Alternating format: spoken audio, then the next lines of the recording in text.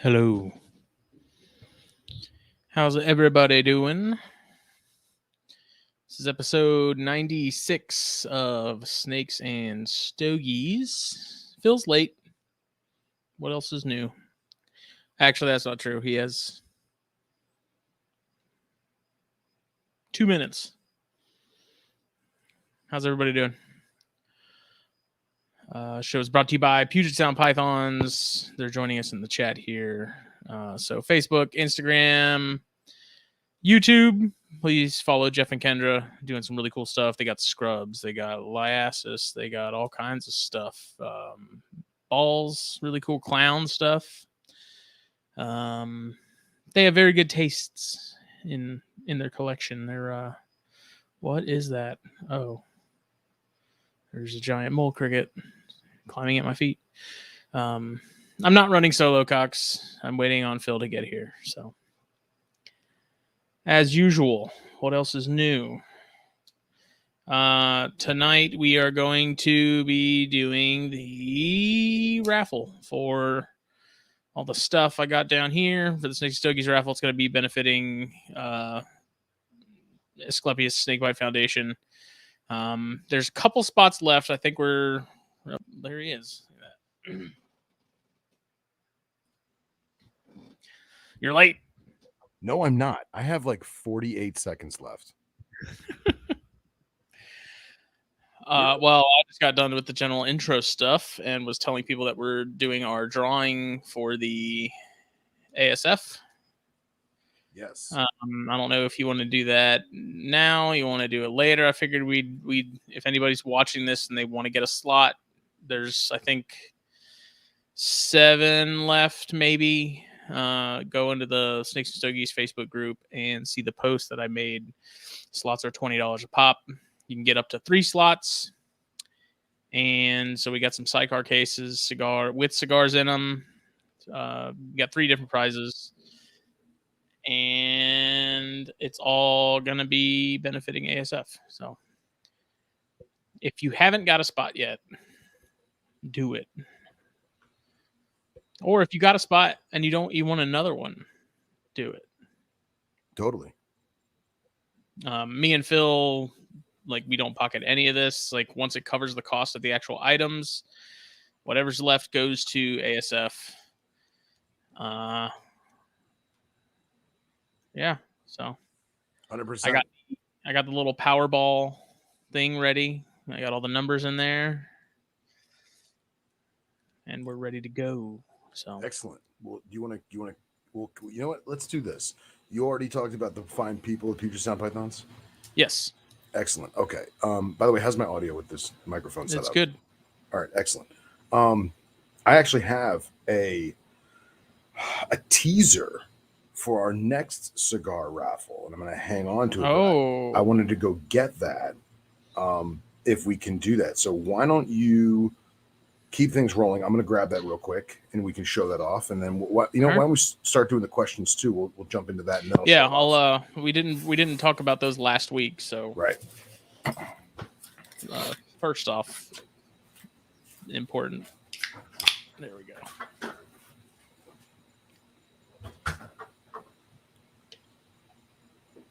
Cherry Blade. Cherry Blade lemonade. Let's get to the questions of the week.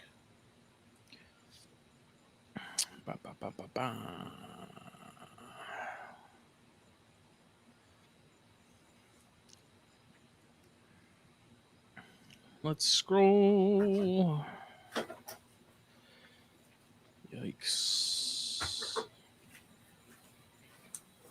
So the cigar question of the week was, do you have a local cigar shop you frequent? If yes, do you feel comfortable or intimidated asking the tobacconist questions? Which I know some shops can be kind of intimidating. Some of them are a little higher brow, a little fancier, so they think.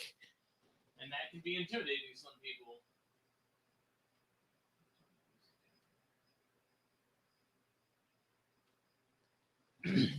And that can be intimidating to some people. So that's something I'm always curious about, because I can definitely see it working at a shop, I can tell people that are like, they want to ask questions, but they're kind of like, they're not going to come and find you, but you can tell they're really shopping around, not exactly sure what they're looking at. You know, I can tell by body language, watching people on the camera and stuff in the humidor, who kind of knows what they're after and who's sort of either shopping but knows what they want, or just plain doesn't have a clue where to start. So the question was, I'll also say real quick that there's plenty of times that I like to think I'm but nowhere near an expert, but I don't know nearly as much as Justin on the topic. However, I know what I like, and I know enough to get in trouble. And I can't tell you how many times I've gone into a shop and the tobacconist maybe said like, hello, or do you need some help? And at first I'm like, no. And then I maybe change my mind. I go, you know what? Yeah. Do you have this, or did you get this or that? And there's been times when I've been blown away. And then there's been times, more frequent than not, that the guy had no idea. Left something to be desired. Yeah, had no idea what he was doing. And again, I'm still novice in terms of the knowledge base. So although I do know a fair bit, and I've been doing this a long time, I don't know a third of the thing. I don't know a 16th of stuff that Justin does, because the guy does it day in and day out. So don't be afraid to ask questions, but at the same time, if the guy or gal who's helping you doesn't necessarily know what you're asking or know what they're doing per se, don't poo-poo it. Don't write it off. Just, thank you very much, and then find someone who does, because if you did have the gumption to do it, you might as well get the information from the right person. Sorry, and continue. In the tobacconist defense, to a degree, if they're just flat out assholes, then there is no real excuse. But sure, we get asked a lot of the same questions day in and day out too, which I'm sure anybody working any sort of service job, retail, restaurant, whatever, you know exactly what I'm talking about. And for me, it's always, you guys have Cubans. I had a guy in just the other day. He was from out of town or something. He's like, you guys have any like secret stash of Cubans that you sell? Because there are some shops, believe it or not, that they have Cubans stashed away, but you have to like ask somebody, and that person has to like approve. Like it's a weird sort of speakeasy kind of thing, and we don't do that. Or they're selling knockoffs that are rolled down the street at the local place as Cubans, How come this cigar doesn't have a band on it? Oh, you can't bring them in with the bands. They'll know. So. But, yeah, I mean, I know there are some shops. I've been in a few where the person, didn't look terribly happy to see me, which could just be that's just how they are personality-wise. It could have nothing to do with the business itself, but it happens. I know personally, I try, and I know the other guys that work with me, we try to make it very, I won't necessarily say blue collar, but we want it to be a relaxed environment where people feel like they can ask us something.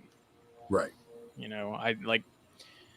I help people all the time too. I have wives and stuff that come in, I'm buying something for my husband. It's our anniversary. So you're always going to have that. And that's easy because it's, you ask the usual questions of how often do they smoke? How do they like their coffee? Like things like that will sort of guide us in the direction of what they're probably going to like. But that it's an intimidating thing, especially for newer people. And I know people in the Snakes and Stogies group have talked about it. They go into a shop and they're like, I don't know what. There's just, you're so overwhelmed with the paradox of choice that some people just don't know where to start, and they're kind of afraid to ask questions, because it is a lot like wine in that regard too. I know personally, when I go to the wine section at our local liquor store down the street, or we have a grocery store that has a massive wine section. Like, I'm not super hip to wine. I kind of like it. I don't have a clue what I'm doing, and that liquor store in particular that has that wine section, like their wine person he's not terribly friendly. Yeah. And so usually then when it's like I want to buy wine, that's kind of the last place I want to go, because I don't want to be made to feel like an idiot. Right. And so I think having experienced that myself, it does help me translate that over to like, I don't want that to be the case when people walk in the door.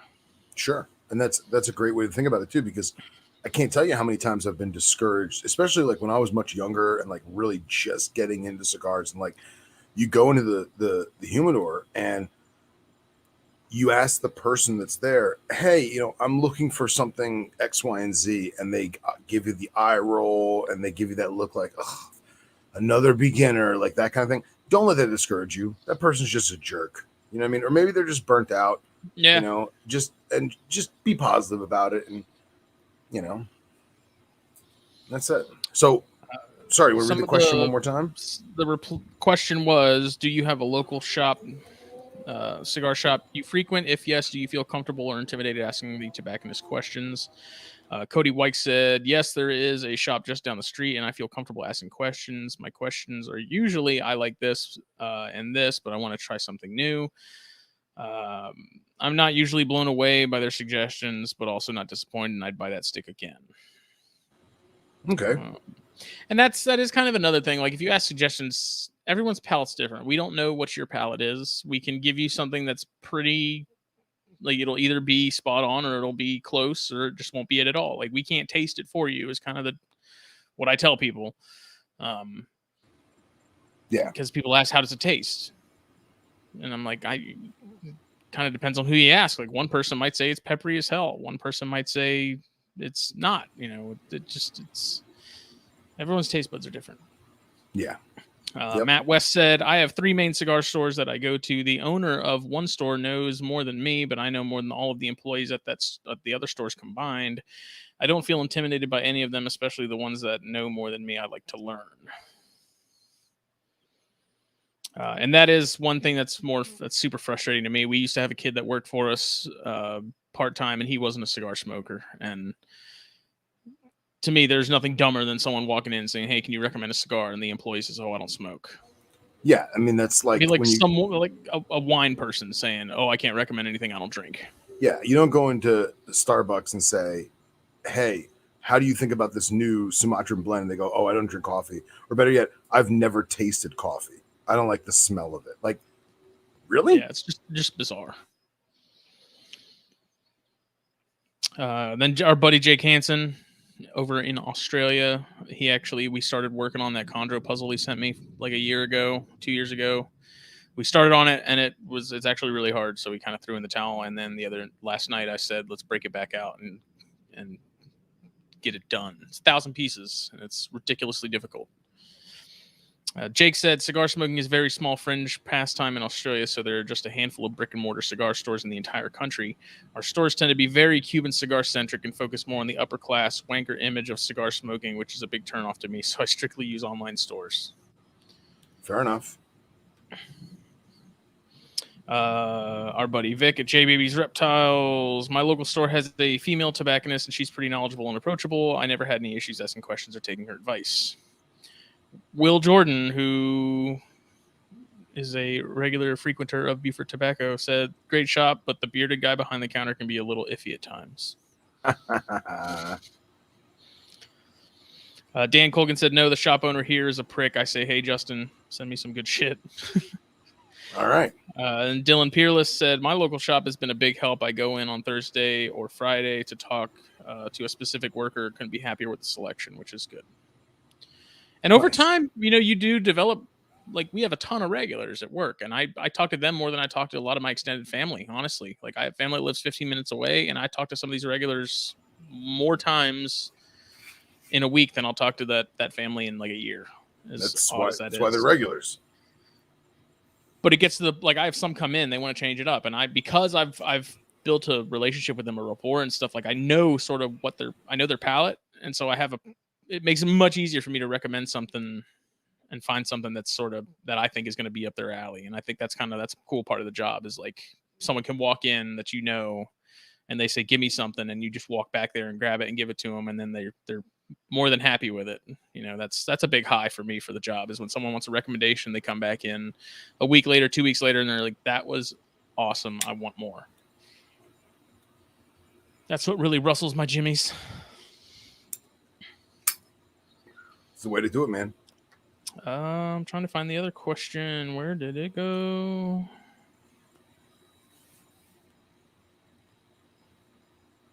I was completely unprepared. Story of our lives, my friend. Stand by.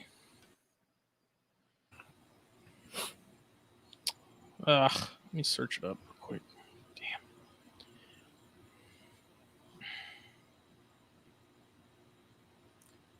Yeah, I mean, you can take that mantra, that philosophy, and apply it to all facets of retail shopping. Is that there is your classic jobs that are, say, a high school job or a stepping stone job. I'm not necessarily looking for the exact, dairy craftsmanship from a 16-year-old working at Dairy Queen. I'm not. But when I go into, like Justin said, a wine place, like a wine cellar or something to that extent, I expect them to have a general knowledge of the products that they're repping, whether it be a bait and tackle store, or even an auto dealership. You know what I mean? Yeah, you probably want to know something about cars. Exactly. So I think that it's difficult to overcome the hesitation to ask the questions, but they're people just like us. So you'll never know if you don't ask. So I'd rather ask a question and maybe look dumb for all they know. But at least I'd ask the question. At least I knew that I did it. You know what I mean? And once again, everyone started at zero. Exactly. Even the person that's working at that shop, myself included. I used to like the first cigars that I really got into were Rocky Patel Edge Maduros, which I cannot smoke them now. I'm not into them. Like they just don't taste to me. Yeah. And now that I've had a bunch of other stuff, to me they're just not that great. Like it's good, it's okay stick, it's not bad. And then the Javas, where I was a big smoker of the Javas. I literally cannot even finish Javas now. Yeah, like your palate changes over time. So sure. When I was first starting out, I was like, Javas are good. I like the acids a little bit, not as much. I liked a little more subtlety in the sweetness. And I mean, that was awesome. Like I'd get recommendations. I remember one time I walked in there and there was this guy that was working part-time. I never really met him. This was before I started working there. This is like when I was just getting into cigars, and I walked in, I saw the LFD diggers, which are these like 52 by 8 or something ridiculous. They're long. They're really dark, double Lajero, super strong. And I was like, oh, well, what's up with those? And the guy was like, oh, you want that after like you eat a big steak dinner. I was like, okay. And now every time I look at diggers, I think about that. Nice. But I mean, there was a point where I had no clue, and I was just smoking whatever caught my eye. Like that's how I got into the Romacraft stuff. I remember seeing those and thinking like how simple all the packaging was in the band and stuff like that. And I was like, that looks pretty good. And hooked. Yeah, I'm smoking a Kahonu 2006 from Tatuaje. Nice. This is my last Neanderthal that Justin gave me, box pressed, and I'm enjoying the hell out of it tonight. So, yeah. It's the LH. LH. Yep. Was there any more answers? Yeah, there's not on the cigar one. But the herb question was because of I got the Ackies and stuff. I put them in a Python portal setup. I was curious what people's thoughts were. DIY cages like the Python portals on tubs, or would you rather just buy PVC cages outright? And our buddy Dr. Wyman said, situation dependent, short-term quarantine, a portal setup is nice as you get the visibility of the cage, but is a bit more disposable, quote unquote. But cage for long-term housing because it has the durability factor. So yeah. Cody Wykes also commented on this one. He said, I prefer the looks of PVC cages for sure. It would be awesome to have everything match. Christian Parr said, I think both have their place. I much rather big, nice enclosures for my animals. However, cheap, quick setups are perfect for quarantine or grow out enclosures. Andrew Keith said he prefers PVC cages post-quarantine, but not opposed to DIY tote type setups depending on the species. Dan Colgan said PVC cages are great if you don't mind waiting half a year. I would do portals for animals that haven't reached maturity, but order the PVC the second they hatch. So he's saying prepare yourself. Yeah, right. See, I don't know, man. Like the I gotta say, the Python portals and the Draco portals from Brahms, Specialty Enclosure Designs, check them out. I have a couple different sizes that I use those on, and they've come in clutch multiple on multiple occasions. Like they don't look pretty, but if you're gonna have something in a tub, it's gonna make it look better, especially if you get a light in there. Like they look pretty sharp. I'm not gonna lie. Yeah, and I'm kind of with was it Doc Wyman who said the first was the first response? Mm-hmm. Yeah. So I have animals that have lived their entire lives in tub, and they've been happy as a clam. And I have like other animals where it started off in a tub for quarantine issues or for general, visual maintenance on them, paper towels or inkless newspaper, and I want to watch the fecal, I want to watch the urine, and if there's any blood in the cage, all that jazz. So that serves a purpose. And then what I've done before is I've augmented the tub. So it starts off with a super simple sterile setup, and then maybe I'll add substrate, maybe I'll add a live plant, maybe I'll change up and do humid hide and however it is. And I also like the tub too because I can regulate airflow, I can regulate humidity. Nobody wants to drill extra holes in a really nice PVC enclosure, but a tub, I'll drill it, I'll melt it, whatever. I don't care. I'll just buy another one. You know what I mean? They're cheap enough to do that. But I think it would be 10 times better if I had PVC enclosures, but I'm not going to go out and buy a PVC enclosure without having first learned how things need to be with that species for me. Does that make sense? Yeah. So like here, I have a photo I'll share real quick. This is literally my current setup for most of the wrinkles. And you can see here, these are simple tubs, right? And the way that I have these designed, well, I mean, it's a tub, let's be real. There's 6 latches, so 1 on each end and 4 on the sides, just in case. They are gasket sealed. The gasket's gray, you really can't see it. I have the sex ratio in electrical tape just for now, just so I know it's not going to fade or peel away or whatever. Right. And then I have the air holes strategically positioned so that the airflow goes from one side diagonal to the other. And when I walk in the room, all the air holes are facing away from humans because I don't want the cobra to spit and venom to shoot through the hole. So on this side of the tub, on essentially what you're looking at, the right side of the tubs, there's only 2 air holes right behind this latch just to allow the pressure. So it's not like, you know how if you're driving the car and one window is open, the rest aren't, and you get that sound? That weird pressure kind of thing. So just to equalize the pressure, there's 2 little pilot holes on the right side of each tub, and then the back is fully ventilated, and then strategically on the left side is ventilated. But if you look up here, I have this leucogaster. I just put a bunch of air holes on top, and that thing's lived in there for years. Yeah. And it's easy. Eventually, I will have PVC cages for all these wrinkles, but for now, for the first year or couple years, I mean, I actually just put them all on substrate. This picture's a little old, but I think it's a good transition. And you know what? If I find out that it works and I keep it like that forever, so be it, as long as they're happy.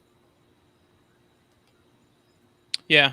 I'm kind of also the opinion if it works, it works. I also think if you're going to keep something that requires you to do something bigger with a PVC, be it Hackies, be it Gonyosoma, be it any of that stuff, then do that. I mean, for chondros, these were perfect because when you have some that are that awkward size where they're too small to go into something bigger, but they're too big to stay in what they're in, having these as an option, or even quarantine, like, because I've kept all of them. I don't want to get rid of them. Like, there's no point. Right. You know, they're the ones I use were the 200 quart Rubbermaids, I think, and I mean, it's nice to have them on hand in case I need them. Sure. Of course. You can never have too many extra spare tubs. But I'm also a guy that kind of I'm more of a utility over aesthetics kind of thing. Like, I don't really care if it's ugly. Sure. As long as it works and does its job and does it well, then I'm happy. Because I don't have a ton of people coming in and out of my room or anything like that. It's pretty much just me. So. Right. That's kind of where I stand on it. I mean, I do like PVC. I do like, the matching stuff, especially the racks like from Black Box and stuff. Those are awesome. But in a pinch, these Python portal setups are awesome. Yeah. And I like that you did, for lack of a better word, it is still a simple setup with the Ackies. It's not overly elaborate. You can still move stuff easily and make it look the same as you first had it, but it allows you to monitor the babies and make sure, It It allows you to monitor the babies and make sure that they're all eating the same amount of food, they're all pooping the same. And as time goes on, as they grow, as they mature, as you learn them better, maybe you do put them in a PVC. But you know what? If you plan don't, to. Yeah, you plan to. But let's say you don't. Let's say you say, you know what? They're working out great in these tubs. Maybe I'll just do 1 or 2 lizards per tub. Whatever. As long as the animal's happy and you're enjoying it, that's all that matters. Elijah said he'll be expecting a full AZA accredited zoo style tour of my room. Nice. Pretty small. It's not going to be a pretty short video. The AZA would shit a kitten if they saw your room. Yeah. So. Yeah, I mean the Aggies are doing really well in that, and I mean I'm already talking to Alan and talking to Jen at Black Box about sort of what route I should go as far as an adult cage, and basically preparing and knowing what I'll need ahead of time, because I kind of figured that this 200 quart wouldn't last them terribly long, like maybe a couple months at best, given what I've heard as far as how fast those things grow. But this tub's working out. I mean, it's definitely up the temperature in the room. Like I've had to turn all the thermostats down a little bit because it's bumped the ambient up so much. But it's working out great. Good. I know most of the people that are watching this live and most of the people that interact with us, they've seen your new little baby demons. But do you want to send me a couple pictures? I'll throw them up real quick. Let me see. Especially the setup, since we're talking about tubs and Python portals and such. Yeah. Send away, my friend. You never realize how many pictures you take. Oh, yeah. Until you have to send some. And for those of you, while we're waiting for Justin to do that, I had some of my wrinkles were kind of gross. They have a tendency to swim around in their own pee-pee, and they had shed, and I didn't want that, uric acid to be, festering on them because they are in tubs. So I gave them a little bath time.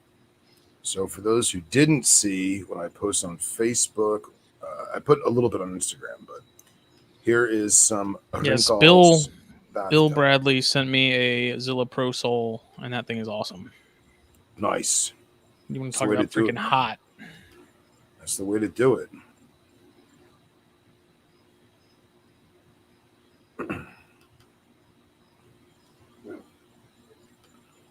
Struggling?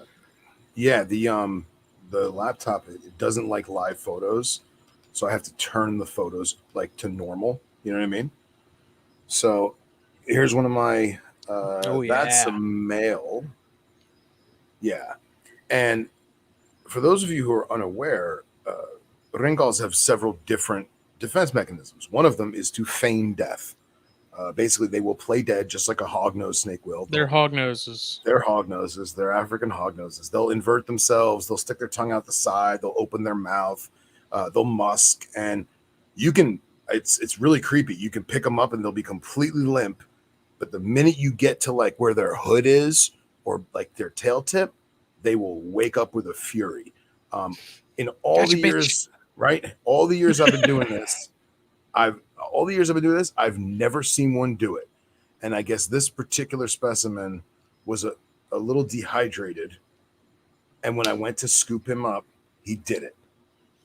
So there he is in all of his glory. And the funny part is I only put like maybe 2 centimeters of water. There's barely any, just honestly, just enough for him to, maybe a half an inch, just enough to swim through it. So like, there's no chance he's going to drown. Yeah. And you could see that when he inverted, his nose is still out of the water. And I thought that was, and you can see he has like this little arc to his tail. I want to play dead, but I still have to breathe. Exactly. And I saved these for tonight because I had never seen it in person. I literally started screaming like a girl at a Justin Bieber concert. I was like, "Oh my God." And this is him. I am dead. I literally I just used one hook. I didn't tail him or anything because I didn't know what he was going to do, if he was going to wake up and freak out. But I just scooped his ass up and just flopped him in there gently. And it's just like, I'm dead. So the only reason they continued to do that is because you left him alone after you moved him. They're like, hey, it worked. Yeah, exactly.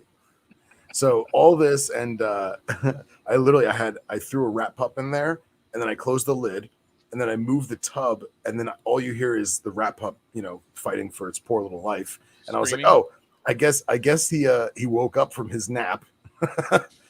So, but yeah, I'd never seen it in person, and I mean, granted, it's probably not the best thing to see. Obviously, the animal's stressed. Obviously, the animal's, he was clearly dehydrated to the point where he couldn't fight for whatever reason. Maybe he couldn't find his water dish. I don't know. But I let him get a good long drink, and I made sure that, it went down his gullet and he wasn't going to yak up any water. And then this happens. So, but he ate the wrap up. Here's another one. Got all glistening. That's a zebra carpet, dude. I know, right? Oh, I love it. I love how the water beads off the keeled scales. Mm-hmm. So there's a couple more pictures, and then I'll stop because they all look the same. These pictures, that's the one with the flash. You've given me a much better appreciation for these, because before I was like, yeah, they're cool. Yeah, man. Then, dude, I have Ryan Cox to thank. They're not a real cobra, but they're cool. No, they're superior lapid. So, all right, let me get your pictures, and we'll throw them up. These Ackies are awesome, man. I'm cleaning. I was cleaning all day yesterday, changing new water changes on everybody and stuff. And every time I was cleaning out a water bowl, I'm looking over at the tank, just watching to see if they're out and about. And I have my little Wise cam pointed on their cage so I can check it on it at work and see them running around and throwing crickets in there and watching them get all excited and then chase them, and it's freaking cool. Yeah, man. Hell yeah. They were calm and stuff when I first got them, obviously, because they were pretty cold for a lizard. At least we're talking 80s. That's cold for them. Yeah. Now that they're warmed up, they'll let me get kind of close, but the moment I go to touch them, they're like, yeah, no, and they take off. So nice. Gonna work on that. Got to give them some more time to sort of settle and stake their claim as far as the territory and stuff in there and get adjusted. But they don't run away. They see me, they'll sleep out in the open. But if I go in there and try to touch them, they're like, nah. And dude, they're so tiny. These pictures, until I show the next picture, you just can't comprehend how tiny they are. That's Marv on the right and Henrietta on the left. Oh, great names. Great names. I'm pretty sure. And I saw this picture. I was like, oh, man, they're good size. And I was like, wait a minute. That's his finger. Yep. Wow. So we're talking about, the female is maybe the size of, the most diesel green anole you've ever seen. Really? The male's about the size of sort of your standard green anole. Male. That's awesome. Male green anole. They're not they're not big. And I was kind of worried. I was like, man, I was thinking they were going to be a little bigger than they actually were. And so I was like, this 200 cord is going to be, I'm worried it might be a little tight. And then I got them. I was like, oh, dude, that's a freaking mansion for them. Yeah. Yeah. So, and then you did the soil that, what the hell was that mix? That's just a place sand topsoil mixture. Okay. I didn't do anything fancy. Okay, cool. Okay. It's not a ABG or anything, right? No. Yeah, okay. Cool, man. I did about equal parts sand to topsoil. And then the white lid is their sort of humid hide dig box, which they haven't even really been using. I saw the male in it the other day just looking around, but he didn't actually start digging. But that's got a little more sand in that mixture to kind of let them tunnel down some. A little loomier. Yeah. Cool, man. Awesome. And I cut a hole in it. That was before I cut the hole in it. I was just kind of figuring out placement with that picture and sort of how I wanted things. And oh, hold on. I forgot there's one more picture. Hang on. Went out to the beach and got a bunch of driftwood. Some nice oak bark and palmetto bark and that oak log that you see going across the cage. Yeah. And that's a 200 cord. I was like, kudos to the Python portal being straight, The only reason that's the case is there's a little like tiny lip that goes around the top of that. Oh yeah. And I use that as my guide. Like I'd have the top of the frame resting on that lip, and that's how I managed to get it straight. Nice. I would take more credit for it, but I can't. But I like those tubs in particular because the lids, those things are snug. Like those clips are pretty heavy duty. And yeah, you definitely need to get pictures of the lights next time you get a chance. Mm-hmm. That way we can see how you did like the recessed light into the plastic lid. Yeah, that was so. There was originally a like lid hide with the slide error and the upside down plastic hide from also from Enclosure Designs. Yeah. And then there was a radiant heat panel on the other side, so I took both those off, kind of figured out my light placement, just drilled my holes. You had to take these little brackets off to mount the light itself before you put the light in. Right. I cut some holes on the side for the cords because there's 2 cords, one for each side of that light, like a day and a night sort of deal, and cut holes on the side of the tub for those to come out of that. Cool. So the lid can still sort of drop in and do its thing. And I mean, I think those things hold temperature so well. Like, nice. That's the one thing about this Python portals I love is temperature and humidity they never were an issue. Like they were. Those 200 quarts are big enough to where you can have an RHP on one side and not have any issues and it not be too hot. And it's a good size for a lot of stuff. And Bill wants to know what the dimensions are of those 200 quarts. I'm about to look it up. Nice. Well, while you do that, for those who don't know, a good friend of mine is fairly Instagram famous. His name is Mike Holston. He's the Tarzan guy. I refuse to call him that. But I love him like a brother. And he actually has been doing his homework secretly for some time because he really wanted to work with Boelens. And he basically got to a point where he had done enough homework to get into them. And he made sure that he had his temperatures and caging and humidity and all that squared away. So he got his first one. And he got it from someone in Texas, I guess, that had bred them at some point. And this, I believe, is a 4 or 5 year old male. And he set it up. I'm trying to get the photo. He set it up and he FaceTimed me and was like, "Hey man, how's this look?" And I said, "Well, I've never kept them, but I mean, from what I see, that looks spot on." I said, "I would maybe try one of these, try one of those, ask some other people that own the freaking snakes, And this is what he came up with. And what the hell happened to this picture? I'm really proud of him for setting this up because, him and I come from a world of newspaper and ceramic water bowls. You know what I mean? And this cage is 8 foot. Let me find this. Hold on. Sorry, guys, I'm a little discombobulated. So this Bill, is the dimensions real quick on that tub are 39.75 by 21.5 or 21.5 by 17.88. So pretty big. Awesome. It ends up being like 50 gallons. Yeah, those tubs are deceiving because Justin is so gigantic that he makes them look smaller than they really are. I could live in one. Yeah, they're pretty massive. So this is Mike's newest Boelens enclosure, and this is basically just to get things going. And in time, he plans on building a bigger, more naturalistic enclosure.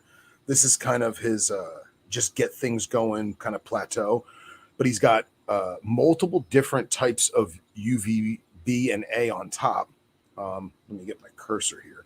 UV A and B on tops because he was told by one breeder to go with something like this, and he was told by somebody else to go with something like that. So he says, you know what, let me give him whatever he needs, and he can kind of find what's what. There is multiple thermal gradients in this enclosure. So this is 8 foot by 3 foot by 4 foot deep. And it's a custom PVC, and obviously it's 2 panes of glass that slide. There's a humid hide down here. These are live plants. There's some reconstituted moss in the back with some fake plants. This is a running waterfall. that goes to an RO system, and then there's also a separate fogger. So essentially this will be more of a dry area here. There's another hide up top. Then you have all these vines and stuff up here.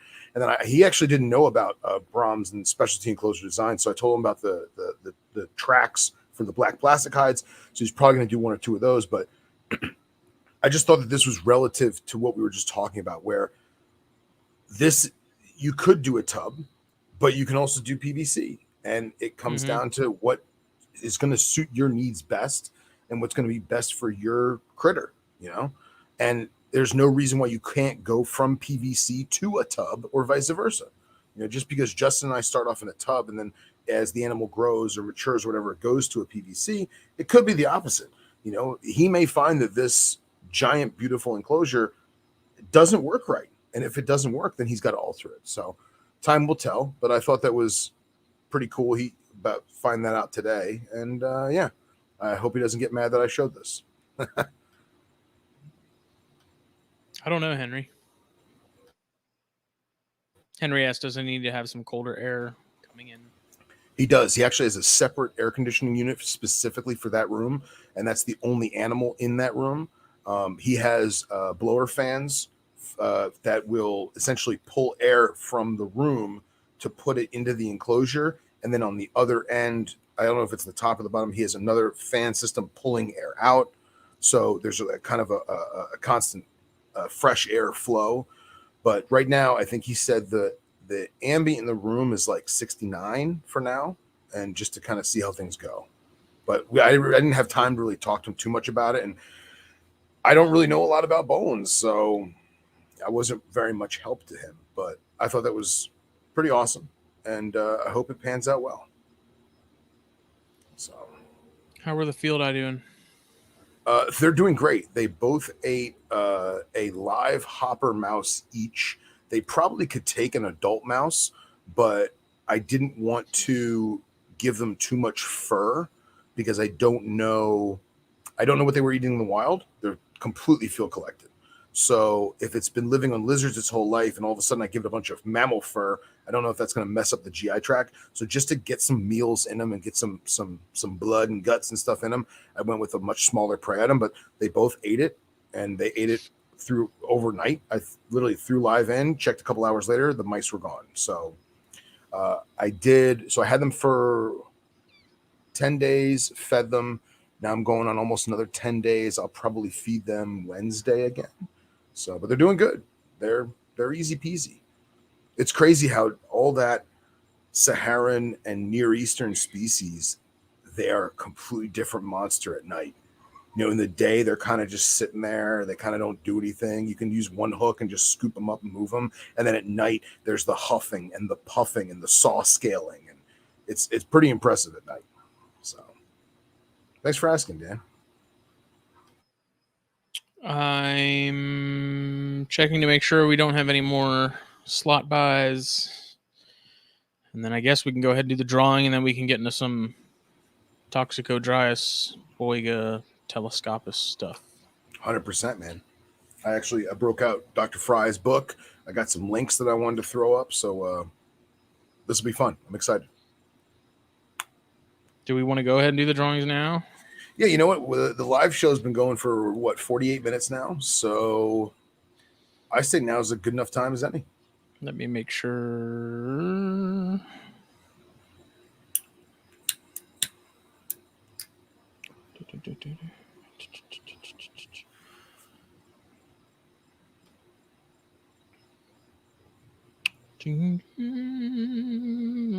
Okay, so last call. There are 1, 2, 3, 4, 5, 6, 7 slots left. $20. $20 to a fantastic cause and a chance to win. If you're in the chat and you're wanting a slot, speak now or forever hold your peace. You have 30 seconds. 30 seconds. 30 seconds.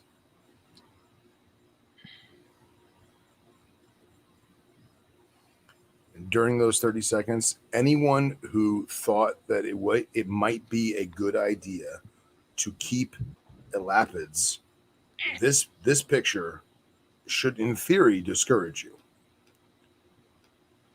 In theory. In theory. Oh my God. Yeah. That's horrible. That is about 10 days. I'll be honest. That's about 10 days. Yep. So I'm not proud of that, but you know what? It happens. And now they're on substrate for a reason. So that'll help me maintain that a little better. Oh, we're rolling. We're actually rolling the ball. I'm getting it mixed up nice and good. Nice. Wait, hold on. Eli says he's sending $20 right now. Hold on. You send it to snakesandstogies@gmail.com. And I have slots number 1, 5, 8, 22, 24, 26, and 28 open. Should we give him another 5 minutes? Well, yeah. All right. Why don't I... Elijah just sent another one. Elijah, he said dealer's choice on slot. You can get number 5. How about that? Nice. Good number.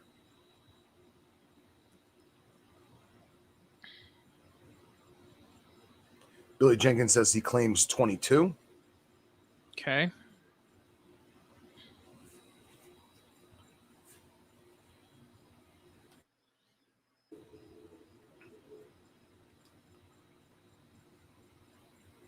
How many more are left after those two? 3. No. 3. 4. 4. There's only 4 left, guys. Come on. Let's do it. So all the money is going to the Escipulus Snakebite Foundation, basically helping impoverished people in faraway lands. We are saving lives. Legitimately saving lives. Research about snakes, research about snake venom and toxins. Oh, I should have worn my shirt tonight. I was going to wear this yesterday, and I was like, you know what? F that. Tomorrow night's the drawing. It's true. I'm wearing my Venom Life Gear baseball hat with my Venom Life Gear hat hook, and 10% of all proceeds to Venom Life Gear go directly to the ASF. And if you go onto Venom Life Gear and use the promo code THP for the Herpetoculture Podcast, you will get a 10% off. So if you go buy a shirt and you use THP, you get 10% off. But at the same time, once they take your money, they take another 10% of that and donate it to ASF to help people and snakes get along in harmony and educate people in faraway lands about snake bite and how the witch doctor is not going to save their leg from being cut off and that they should go to a hospital. And putting antivenom that's lyophilized in medical stations all across the world that don't necessarily have running water, let alone electricity.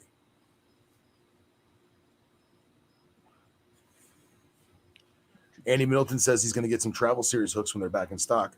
I personally own the Travel Series hook.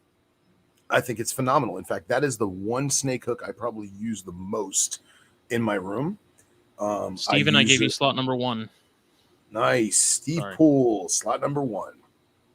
That Travel Series hook is just long enough to be safe, but also just short enough that you might get into some precarious situations, but who cares because it fits in your luggage. Let's be real. That snake hook was actually designed specifically for a team of biologists from the University of Central Florida to do field surveys in South America. And they needed something that was of a particular size because when they went down there, they're using small airplanes, small aircraft, and they're traveling in boats. So weight is a factor, size is a factor. So they needed something that, they could push a fertile ants away, but at the same time, pick up an eyelash viper and bring it closer to them. Yes, Johnny, it's on PayPal. snakesandstogies@gmail.com. I also have an item that I bought personally with my very own money that I have been waiting and to auction this item off. Excuse me. And I've been waiting to auction this item off, and I want the money for this to go to the ASF as well, because we support them immensely, because not only doing a great job, but they're very transparent in what they do. The money that is raised and given to them goes a very long way. I think, Jordan Benjamin said that like $60 gets them, 5 people's meals for a week and like 2 tanks of gas, something to that extent. I mean, I could be mistaken on that, but they're very transparent what they do. And you're not just donating money to quote unquote donate money. You're not donating money and you have no idea where it goes. They're constantly showing the work they're doing in the field, the education. They go to multiple seminars a year to educate people in the Western world. And it's just a great team of individuals. And it's an awesome, awesome foundation, for lack of a better word. So I'll give a hint as to what it might be, but I don't want to say what it is or show what it is until after we do this drawing. So I'll just give you guys a little hint.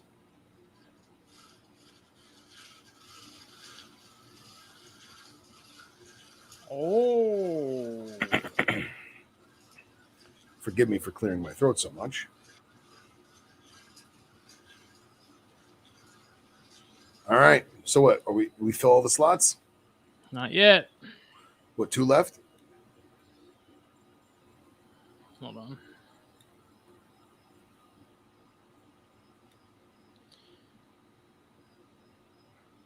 Three. 3? 3. Slot 8, slot 24, slot 26. Come on, guys. Let me see.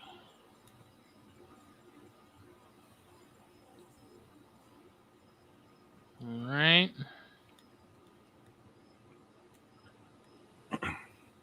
Sorry, Eli. We're over $300 now. Excellent. Excellent. Awesome.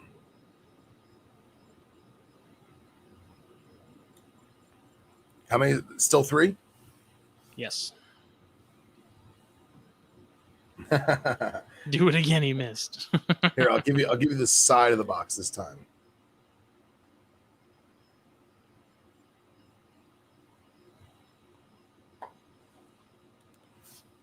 All right. If 2 more people take 2 more spots, I'll pay for the last one and not take the prize if I win. It'll be to the next ball. You can buy more than 1 slot too. You can do up to 3 because we have 3 prizes. Yeah. What's the value of the prizes as a whole? Ooh, like 270 total. That's so we used. I used my discount at work, so we got it for considerably cheaper, so we could get more money to ASF. Sure. But yeah, like retail value. I mean, we're looking at about $300 worth of stuff, I believe. Awesome. So for 20 or 40 bucks, Elijah is maxed on his slots. Oh, good. Okay. Make sure there's nothing I missed. Yep. Yes, he is. He did. Bill's maxed on slots too. Mm-hmm. And we still got 3. Yep. All right. Where's the PayPal going again? snakesandstogies@gmail.com. In the time it takes me to send my $20. You can get multiple. You can get up to 3, Johnny. Because we have 3 different prizes, which I'll go ahead and. All right, hold on a second. Let's. Oh man, PayPal. I feel like Santa.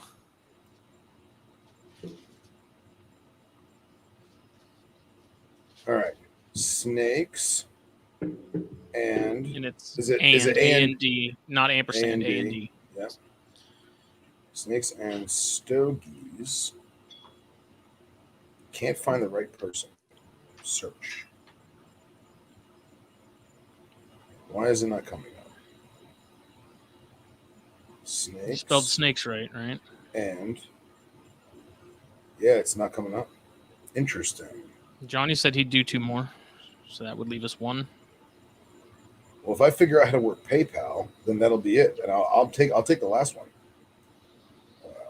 Let's do this. Money, pay. this stupid new app.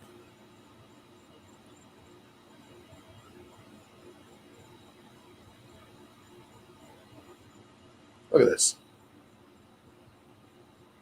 Can't find the right person. All right, well, you know what? Snakes and Stogies at gmail.com. Snakes and Stogies at gmail.com. Right, I got the 2 other slots for Johnny. Here it is. $20, right? Yes. There it is, folks. Hold on. $20. Next. Friends and family. Yes, that's good. Boom. There it is. That's all of them, right? That is all of them. Done. Spin those balls, sir. Timeout. I gotta.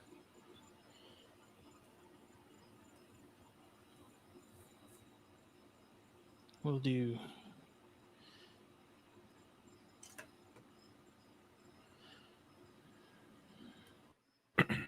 For those of you listening in the car after the fact, our sincerest apologies. All this is going to do is prep you for the next amazing raffle for charity with humans and snakes working together to better humanity and snake kind. I have to go a certain way with this, otherwise it starts spitting them out.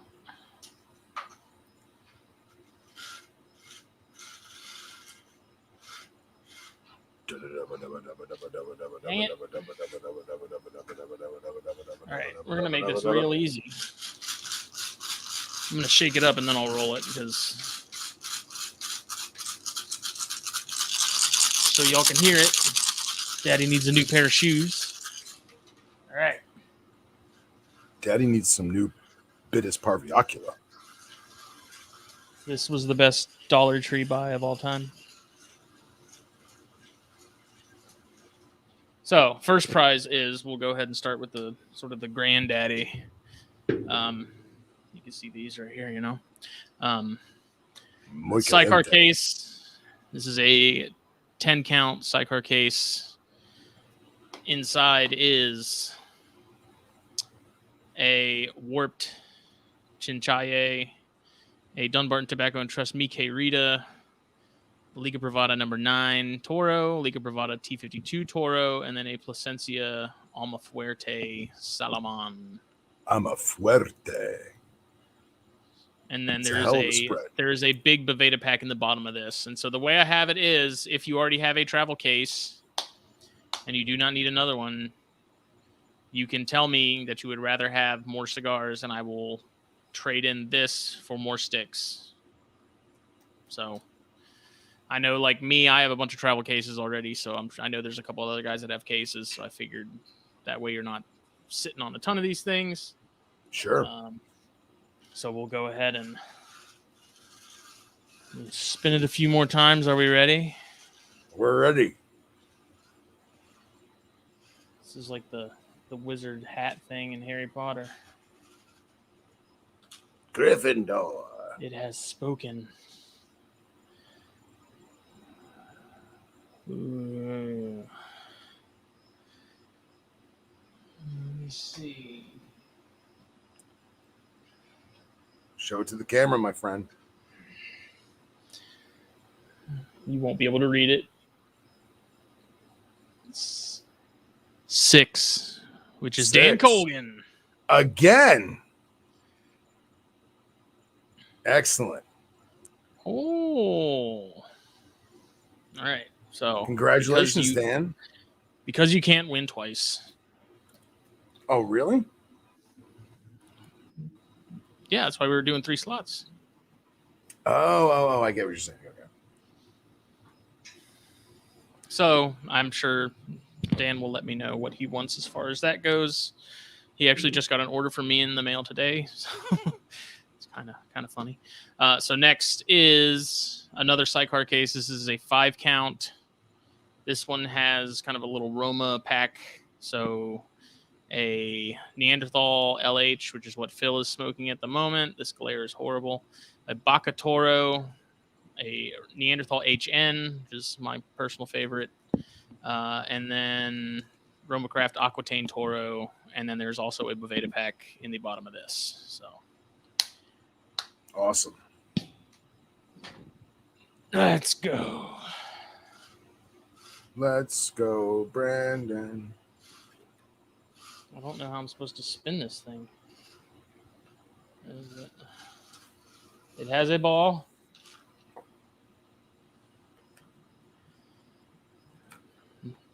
Number 24. 24. That is Johnny Barrett. Hey. Hey. Congratulations, Johnny.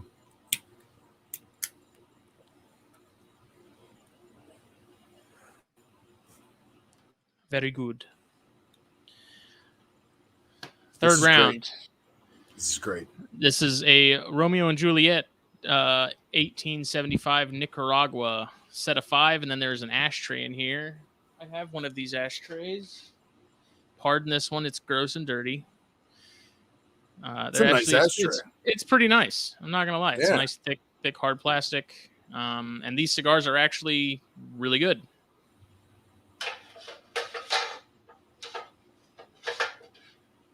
I liked them very much.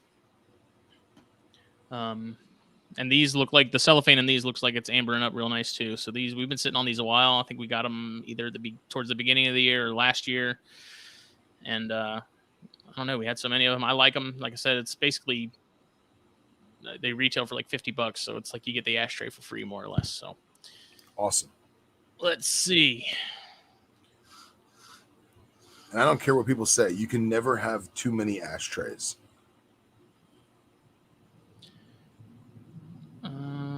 This is 15. 15 is Bill Bradley. Hey. Hey. I wish this Nice. camera would focus so I could show you these. You can tell that's a 15. So. All right. There we have it. Congratulations, gentlemen. Awesome possum. Let's see what the final tally is for ASF. And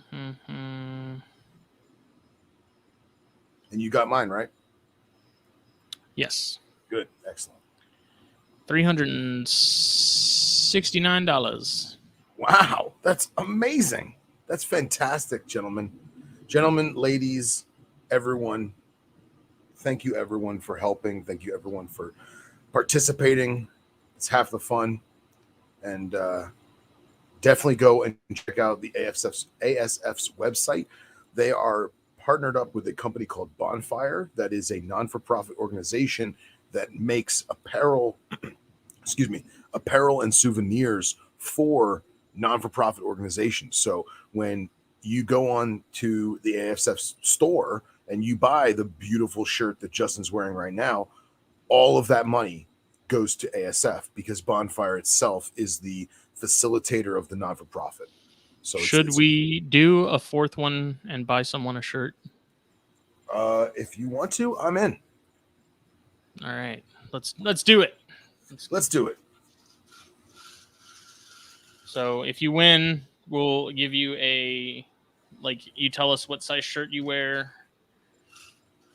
and we will buy one and have it shipped to you. How about that? So awesome. You basically pick out what you want and let us know.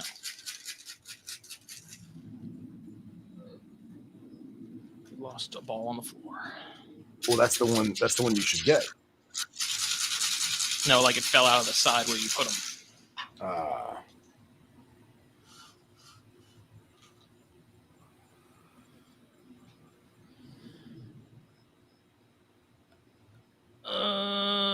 Let's see. I have a number 25.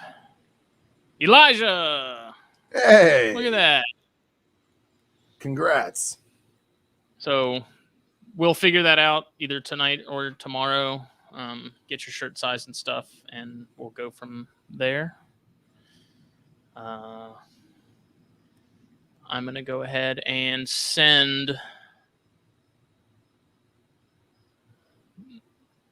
all but however much we need for the shirt.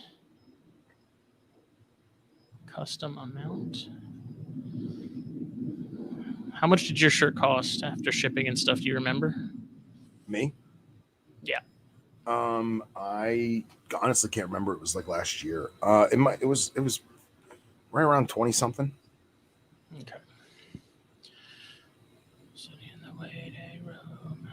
Sitting in the waiting room. I'm gonna go ahead and send. I'll do 340. Let's do 340 just in case it ends up being more.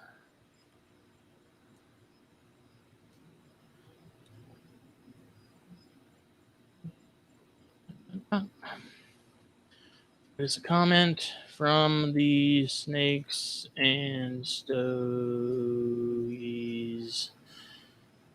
Dang.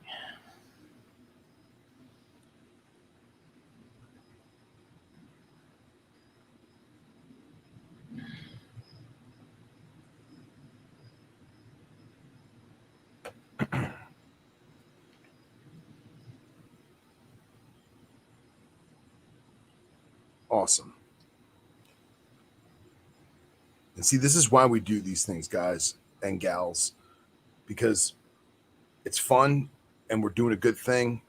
We're bringing snake people together and we get to smoke some cigars and know that people's lives are being saved and research is being done. And it's awesome. That's just another attribute of our amazing community and our amazing hobby and our amazing passion that we have for our community and our hobby. And Justin and I can't thank you guys and gals enough for this. You know, it really means a lot. So, shall I show off my my donation? Yes. So, for those of you who do smoke cigars, and for those of you who don't, we're going to have more raffles. We're going to have some more snake based raffles. I have a pink handled Venom Life Gear 30-inch standard snake hook that we'll be raffling off in the near future. We'll also possibly have some live specimens in theory to raffle off, all going to charity, of course. In the interim, I have something that I bought with my own money to do this, and I'm waiting for the right time to do it. And I feel like everyone is on the same page now. So for those of you who are unfamiliar, Benchmade is a American-made company that makes handcrafted cutlery and pocket knives and utility tools and all kinds of stuff. They're all made in the United States with American, manufacturing, American materials. And then once a year, they do limited edition products. It may be a clear knife handle, or it may be a special knife for hunting that, is a skinning knife of some sorts, or it may be a multi-tool or a Swiss Army knife or something. Well, Benchmade also has a line of cigar cutters. So this is did you get one of those? This is the A la Fumée model 381. Now, they discontinued this model because they only do it for 1 year. So if you can manage to find this, the MSRP for this is, I looked it up. So the MSRP, when this was available to the general public, it was $160. And I'm trying to take it out of its little soft baggie so it doesn't get damaged. Now you have to find them. I've seen them as low as $100, but now that it's discontinued, I imagine it would be in well excess of $200, maybe even $300, because there are people that collect these for what they are and not to actually use them. But this is the A la Fumée cigar cutter from Benchmade. It actually has a driver bit as well as a driver flathead for a screwdriver. You can also use this that's cool. this hole as a lanyard loop if you want to put it on a piece of paracord and throw it in your knapsack, your cigar bag. But the design of this also has a bottle opener on this side. so you can actually pop your bottle. The pocket clip is actually made of stainless steel, and it uses a stainless steel ball bearing so that it doesn't fray on your pants pocket or your suit pocket. It also can be clipped inside of a knapsack or a backpack, whatever. And this stainless steel is actually quite pliable. You'll also notice that the outside of it is this lovely red and green and earth tone, kind of swirly appearance. This is actually G10 micarta. This is a form of resin that is heat treated and super duper dense and durable. But the coolest thing about this is it's a circular cutter. I don't remember the ring gauge. I want to say it's like a 64, but it's flat backed because of the clip. There's no pass through. So you have a perfect cap cut every time. And the piece de résistance of the à la fumée is that it is a sheep's foot. It is incredibly sharp, so be very, very careful. It has this cutout right here to alleviate any kind of stress that maybe get put in. There is no lock on it, so it will close on your finger. Be careful. But yeah, you have a perfectly straight 90-degree sheep's foot made of, let me see the steel construction. This is S30V steel. And upon closing, it does a perfect, try and get this in the camera right, a perfect cut. So we're going to have this in our next raffle. It actually comes with spare screws in case your pocket clip screws get loose. It comes in this nice little silk baggie in an original Benchmade box. It is unused, and that will be our next raffle. So for those of you who are knife collectors or Benchmade fanatics, or you just want a really cool cutter, that'll be up next on our next raffle. Okay. So I did the math, and with this, we have to date raised $1,428.91. Wow. For awesome. the 1, 2, 3, 4, 5, 6 raffles we've done. That's total. Fantastic. Awesome. And I know I have Colgan's address. Johnny, I should have yours unless it's changed. Let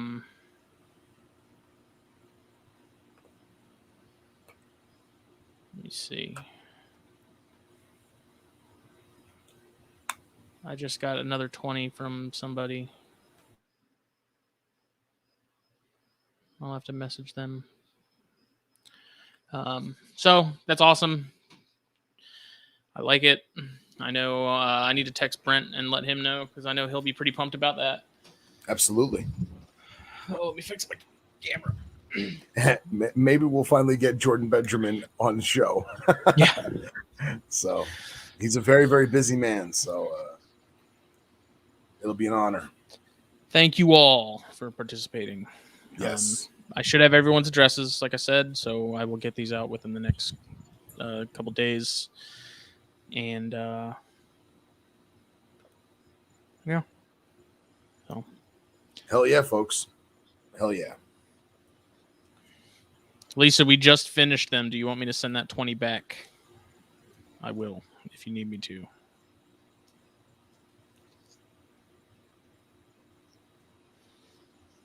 Driving and PayPaling. I've tried to do that before. It is not easy. One time I did that to a friend, like a legit friend that I know in the real world. It wasn't buying something, and I missed a decimal point or a period in the name. And apparently there are lots of bad guys out there that have like name generators, and it went to a conglomerate in Germany. And I had to do a whole PayPal dispute and everything. And I got my money back because I think it was within like 4 hours of transaction or something. But yeah, some jerk in Germany was going to run off with my, $100 or whatever it was. So that worked out for the better though. So now that we've gotten the business end out of it. That's right. I've been trying to think all day of what we can call these three genera. They have like, the Deadly Dozen, and they have the Cat Pack. The Cat Pack. The Cat Pack. That's brilliant. Just just came to me. Did that really just come to you? Yeah, no, I Be haven't put honest. any thought into that at all because I've The wondered the same cat thing. Like, pack. what do you call these other than Dude, it's been racking my brain all day. dipsadids? Dipsadids, the cat pack. Oh my Do god, they count as brilliant. dipsadids, or is that just New World? No, they're I'm pretty sure they are dipsadids. Okay. Yeah, but they are not. The crawdaddy when you need them. But to the best of my knowledge, I don't think any of them are colubroids. I think they are colubrids. The same way that Teletornus and Dyspholidus is still colubrid. So yeah. I will say this, though. I've been having a really hard time with the new Chrome update and Google update and all that, trying to get, Henry says, how about the pussycats? Trying to get some scientific papers and even like looking at Wikipedia, like the Telescopus and the Toxicodrias Wikipedia pages, it won't let me look at it because it says it's viruses and some crap, which is stupid because I'm on those I'm on Wikipedia all the time on my phone. So I have a couple things that I pulled up. I broke out Dr. Fry's book, even though it's completely unreadable. So how do you want to kick this shindig? So first of all, I have to shout out Tim Van Eck, who was the one who originally commented a week ago saying he'd love it if we guys went a little more in depth on Telescopus. He said they are a genre that I've been reading about for a year now and continually struggle to find information on. But I also just love to hear the desert boiga get some attention. So I was like, if we're going to talk about that, and we were just talking about the phylogenetic tree and how Telescopus, Toxicodrias, all that stuff, isn't that they're all sort of related in some capacity. So I figured we'll just go ahead and talk about all of them a little bit.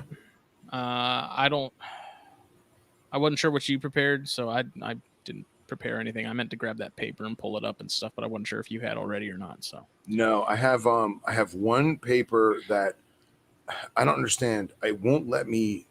Oh, I know why. I have to request from the author the full paper because it was published April of 2021, but it's got the coolest name of any paper. It's called Night Stalkers from Above, a monograph of Toxicodrias tree snakes with descriptions of 2 new cryptic species from Central Africa.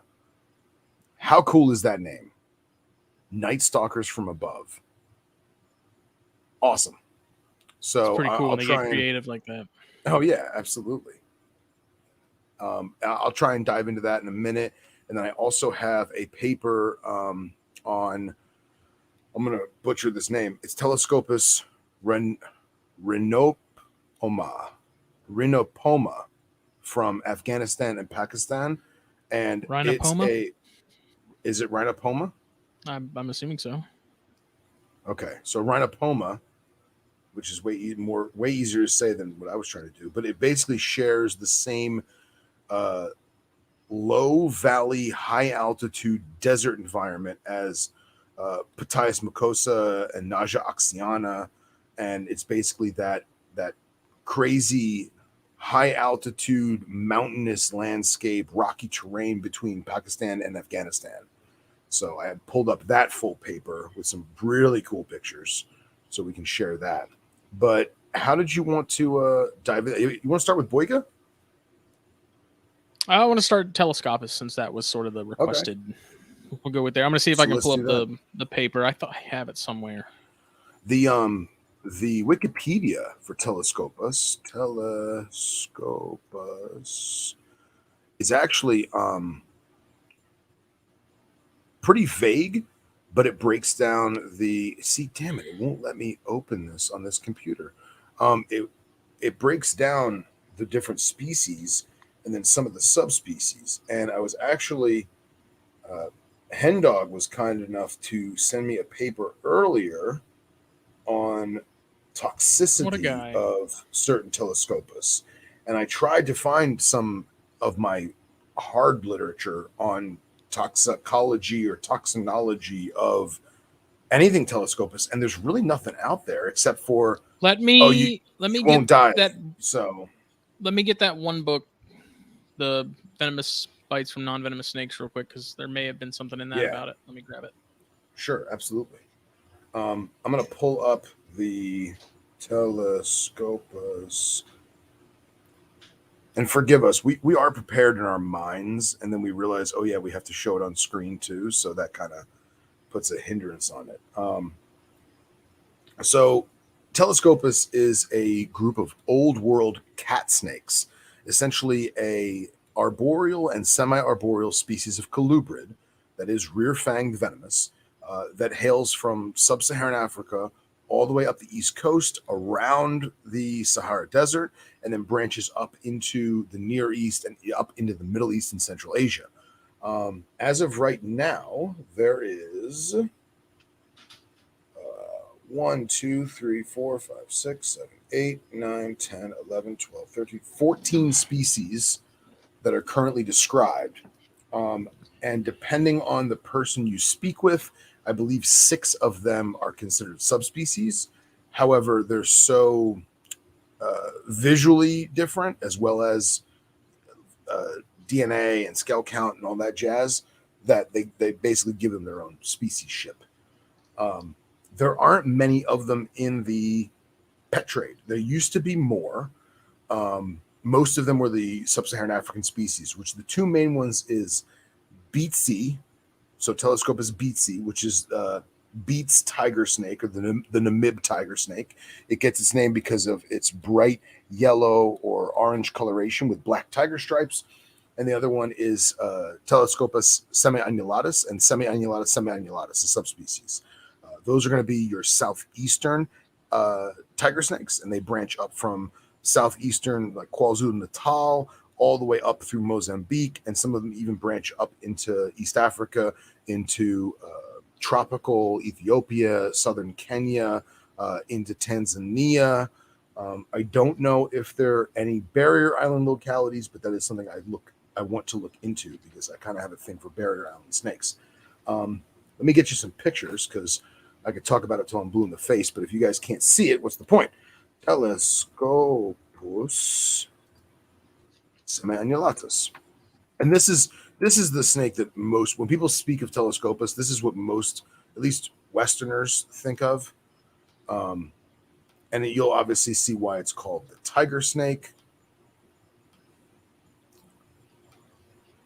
So this is semi-annulatus. They are highly arboreal, but most people don't consider them an arboreal snake. From what I've observed in my own keeping, as well as people I've talked to and photos that I've diligently scoured the internet for, people find them hunting in bushveld and lowland thorn patches and stuff like that. But if they're not doing that, they're underneath something. They're underneath a rotten log or a patch of spearpoint grass. A lot of the spearpoint grass that's in sub-Saharan Africa, it'll mat itself down or fall over, and they'll use that kind of like a micro canopy climate.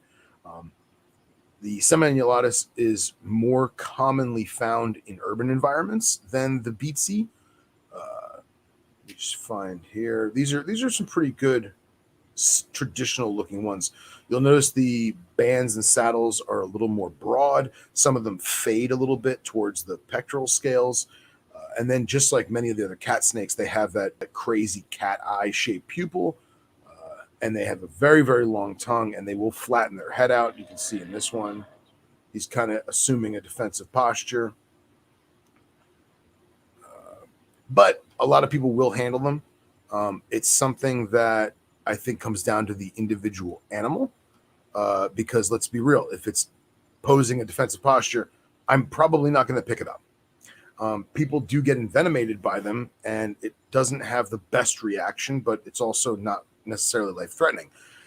And I mean, we'll talk about that in a minute more when Justin finds what he finds. Let me find you the Beatsie Eye. There's nothing in the book about. There's some Boyga talk in that book, but there's not Telescopus. So here's the Beatsie, if you guys can see. Very, very similar. However, you will notice that the stripes of the tiger stripes are more blotched. You'll notice there's more tipping in the scalation. You'll also notice most of them have a discolored head. This particular one has that bright orange head. You'll notice this one's a slightly different contrast to the main bit of the body. When these things are on the move, they very much resemble our Pitiophis. They have this, these saddles kind of leapfrog each other in the grass and through the sand and through the thicket. So it almost gives the appearance of the snake just keeps going and going and going. You know what I mean? But this is more of the Namib and the northeastern sections of Southwest Africa. Sandy soil, rocky terrain. This one's eating its own skin. No idea what's going on there. But just an awesome, awesome animal.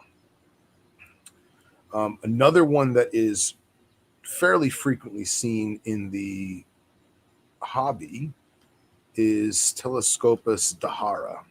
And Dahara has a couple different subspecies. That's what you have, right? So I have what is now a different species. It was reclassified as Telescopus Obtuses. So let me find a good picture of Dahara. These pictures are kind of crappy. Here we go. All right. So let's share this screen.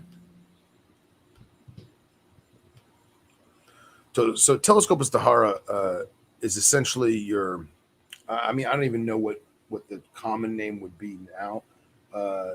Basically, they call it the desert cat snake or Arabian cat snake.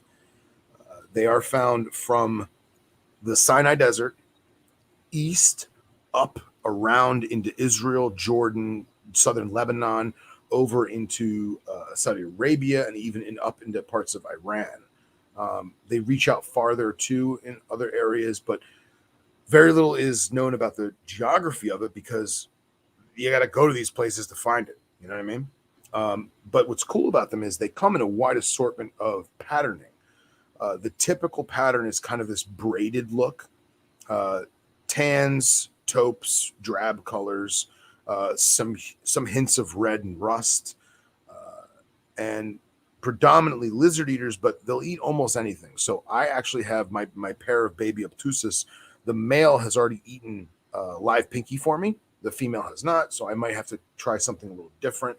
And that's just, I literally just left it in there overnight and it ate it. So some other people that I know that got Daharas will do assist feeding, where they basically hold the snake, they pin the snake, they put the prey item in the snake's mouth and then let go, and the snake eats it on their own. So good for them. If it works, it works. I don't really care to do that because it puts a lot of stress on the animal, but that's more of a last resort kind of thing for me. But what I have, the Obtuses, is slightly different. And so, and the big difference that was brought to my attention, actually Nipper's the one who told me about it, is you'll notice on the Obtuses, you see this dark line here that goes through the eye? Mm-hmm. So that dark line is a proven physical attribute to differentiate the species. And the Obtuses strictly hails from the Nile River Valley. So basically from the Nile River Delta, straight down through Cairo, through Luxor, all the way into southern Egypt. And it basically hugs the Nile River. Almost all of these other snakes on the screen are not. These are Phalanx, I believe, which is your Mediterranean cat snake. And there is a blackhead. Look at this, of course. Can't get away from the guy. Beetlejuice. All right. So yeah, let me find that that black. Actually, this is the one from Morocco, I think. So they're calling that Obtuses, but that, yeah. So Obtuses is not found in Morocco. Obtuses is strictly found in the Nile River Valley. This one is probably a form of Phalanx, Mediterranean, but it doesn't have the patterning. No, it can't be that because that's too far south and west. Regardless, there's a lot of species and very, very little known about them in the North Africa, Middle Eastern range because they are so obscure. And you got to kind of go out and find them. You know what I mean? Yeah. I did find this here. So this is the one from the Renapoma, excuse me. And this one is in Afghanistan and northwestern Pakistan. All right. And I believe Tim said he was in the Netherlands. And I don't know about over there, but over here, Telescopus is not a heavily kept genus at all. No, definitely not. Usually when we see in the hobby over on this side of the pond, it's usually Dahara or like Phil has the Obtuses. And semi-annulata is much pretty. From that. Yeah, we used to get semi-annulata from both southern Mozambique, and then some places that claimed it was Tanzania, but who the hell knows? And those animals came in, and I regret not keeping them. I was talking to Dr. Wyman today about animals that we wish we'd hung on to back in the day, and we didn't. And that is definitively a species I wish I hung on to. Because I had captive bred babies that were eating, and like a bonehead, I sold stuff. So this is, excuse me, Telescopus Renapoma out of Afghanistan. I can't get enough of the look of this animal. And this is a deep, arid desert, rocky moonscape of an animal. And it just is phenomenal. I feel bad for these pictures. I don't know if you guys can notice, but something happened to this animal, whether it got in a fight or maybe the surveyors pulled it from the rock escarpment or something. You can see it has some skin damage here, But if there's one thing I know about desert snakes, man, they are tanks. So it actually speaks in this article about the elevation. And the main part of this article was the fact that they're so high up. And they're definitely not the highest elevation of snake. I mean, there's been king cobras found in Tibet that, I mean, Henry can tell you better than I can, that are, I think, 9,000 foot of elevation. I mean, here we're looking at 1,500 meters, so you're roughly around 4,000 foot of elevation ballpark, which is still really high for a snake. You know what I mean? And this kind of gives you an idea of where the specimens and surveyed were. So the problem is you have this whole region is war-torn. This whole region is war-torn. And you got to kind of know people to go up through here. So it makes it, it can make it difficult and treacherous. But highest elevation record of rare desert cat snake Telescopus Renapoma out of Pakistan. And Henry says that Dahara has the largest venom glands of any of the Telescopus. So that's very interesting.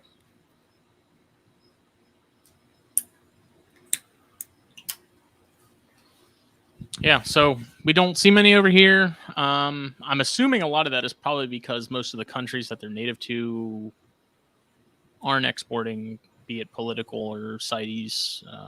You can probably chime in on that better than I can, but I think there's also not a very big demand for them. Like we have Lycodon and some of that other stuff that kind of fits that bill for us that's native, out west.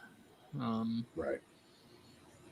Man, I mean, sort of in that same vein, like the night snakes. The more I see those, dude, that was like finding those was so cool, and like it would be really awesome to set up a similar setup like how I have the Ackies, but have like night snakes in it and feed them lizards, and it would just be really cool. And I was actually talking to I think it's Connor Wardle or Dustin Gron are keeping some, and they have kept some, and I think it was Connor actually, and he was saying that there's actually some populations that are known to take mice periodically, like not as their full-blown diet, but they will eat them. Really? Yeah, and he's supposed to be on the show this week, Connor Wardle, so I'm really excited about that because Connor's doing a lot of really cool stuff. He's a Baird's guy too, so I mean it's a no-brainer.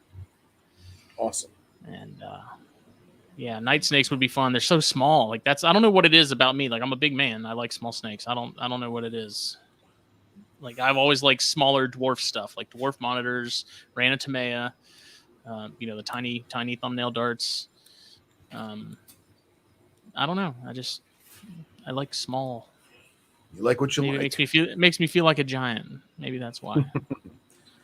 Another telescopus that is rarely seen, but honestly it should be, is Negriceps, which is your black cat snake or black striped cat snake. And that is here. This is going to be Jordan into central Iraq and up into Iran.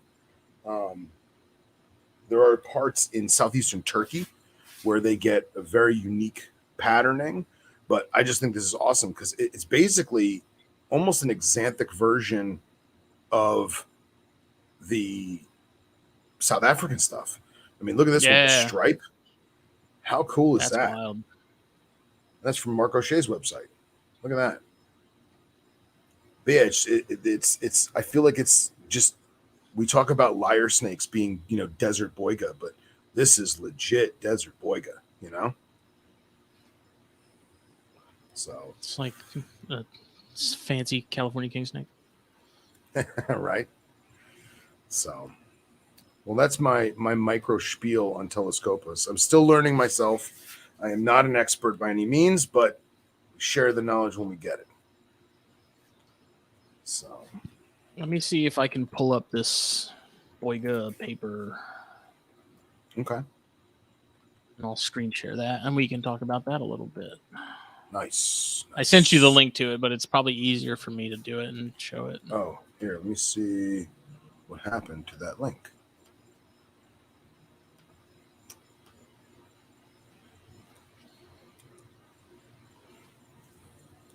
It's so frustrating that they'll let you read the paper, but you can't download the PDF. Well, I just did. So I'll share it. Cool? Yeah. All right. Let me do this. Share screen. Chrome tab. All right. Phylogenetic relationships and biogeographical range evolution in cat-eyed snakes. Boiga. So here we go. 35 primarily arboreal species. What's that? I'm just going to make us disappear so we can see this better. Sure, absolutely. I guess, should I just read the abstract? I mean, you can if you want to. I was mostly just going to show like the actual phylogenetic tree because there's two of them that I think are very much relevant to what we're talking about, and I'm going to have them on my phone here too, so I can be looking at them. And you just tell me when you want me to stop. Actually, that map is awesome. Mm-hmm. Wow, that's fantastic. That covers everything. Sundaland. All right. Can I fit them all? Holy crap, I can't fit them all. Well, how's that right there? Is that too much? No? Got a little more? Yeah, go up to the top. All right, going to the top? Yeah. How's that? And let me pull up that same thing. So you can see on the left, that's sort of the branches. And as we go down, we get to boiga. And I don't know if you can, we can't really zoom in on that, can we? But what's interesting is, so you have the Telescopus and then Daisopeltis and the Toxicodryas. So I originally thought the Telescopus was closer to the group than it is. As you can look at that, one branch off, right? And you can see that boiga are branched off from that Toxicodryas, if I'm reading this correctly. But what I liked about this paper is it sort of breaks them down into groups. So if you scroll down some and to the right a little bit, where it has the gray boxes, yep. So it Irregularis, which is the brown tree snakes, are now two different groups. There's the flavescens and then Irregularis. Flavescens is basically, if I'm recalling correctly, there's like a bubble that surrounds Australia and separates flavescens from Irregularis. Irregularis basically being what's inside that bubble, which is going to be like your Australian and PNG stuff. And then outside of that is flavescens, which is the Sumatran or Sulawesi stuff, rather, that you're seeing there on that group. But then there's a Cynodon group, which includes, looks like Forsteni, Guangxiensis, Siamensis, Cynodon, obviously. There's the Beatsie Eye group, which is Benculuensis, which is still kind of up for debate as far as if that's an actual species or something. Some people seem to question it as far as it being different from Beatsie Eye. Okay. And there's Schultz Eye, Angulata, and that's sort of the Dendrophila group, which we all know is big. I mean, that's got Melanota, that's got Divergens, that's got your Gemicincta, your Dendrophila, Cyanea. So those are all kind of together. I can't tell if Negriceps is in that group or not. It doesn't look like it. No. You'd imagine it'd be. Oh no. So yeah. No, Negriceps is going to be part of the. No, not part of the Cynodon. It's kind of hard. Yeah, it's kind of hard to tell. Yeah, it's kind of its own thing. I would Here's think those would be closer to the Dendrophila group than anything else. Yeah, you'd imagine. But it also, you look at the patterning, you look at the size, it may very well be its own thing. Mm-hmm. You know. Then I also find it interesting because if you look at the Multimaculata, there's 4 different clades. So there's Cambodia, Vietnam, Myanmar. Which there is a lot of variation in those because their range is huge. Right. But Toxicodryas is right above Boiga, and that's like I think they were originally in the Boiga group, but are, as of a handful of years ago, are not. They're now their own thing. But basically, you can consider those like the African Boiga, more or less. Right. That's pretty much how they're related. And there's only there's not that many species in that genus, I believe. I think it's 3 or 4 now. Yeah. Let's see what. Let's see what the Wikipedia machine has to say. Yeah, it's I find it very interesting. Google Chrome will let me open this ResearchGate paper, but it won't let me open Wikipedia. Go figure. So there are currently 4 species that are recognized in Toxicodryas. So Toxicodryas adamantius, Blanding Eye, Pulverulenta, and Vexator.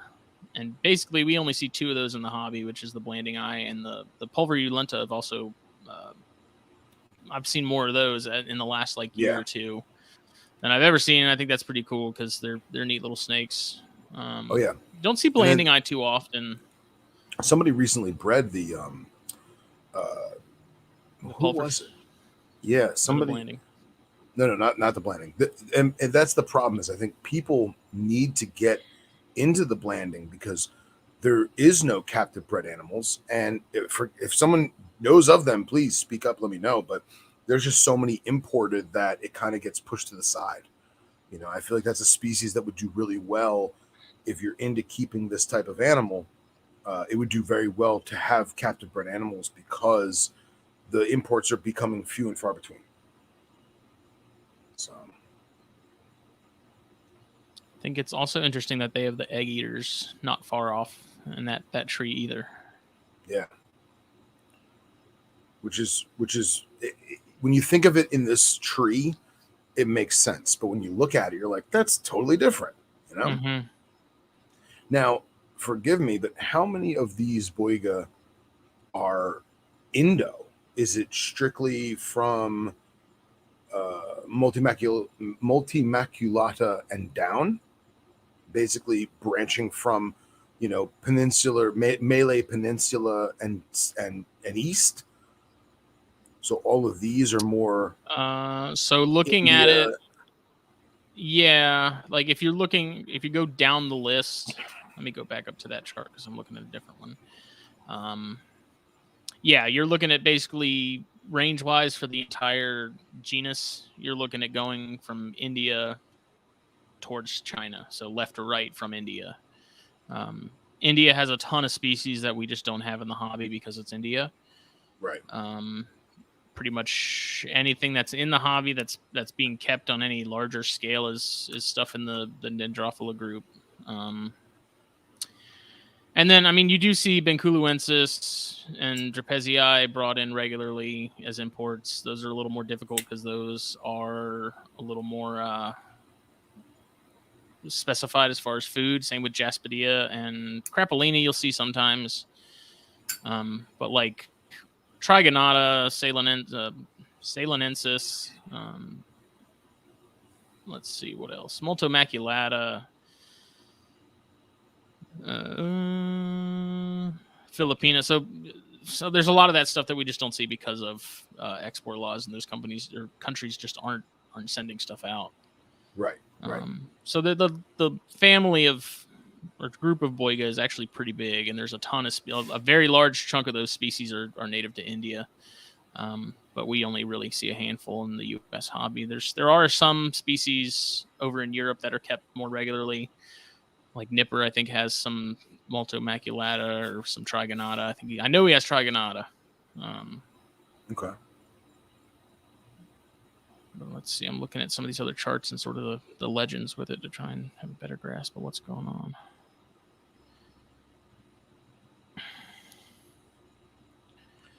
Well, while you look at that, I actually there's a section here. What you got? Phylogenetic relationships. Talk says most recent molecular phylogenetic studies have recovered Boiga to be a paraphyletic with respect to the African genre Crotophopeltis, Dasypeltis, Dipsadoboa, and Telescopus and Toxicodryas. Although recovered monophyly for Boiga and recovered this genus as nearly monophyletic. Early studies sampled a small set of loci for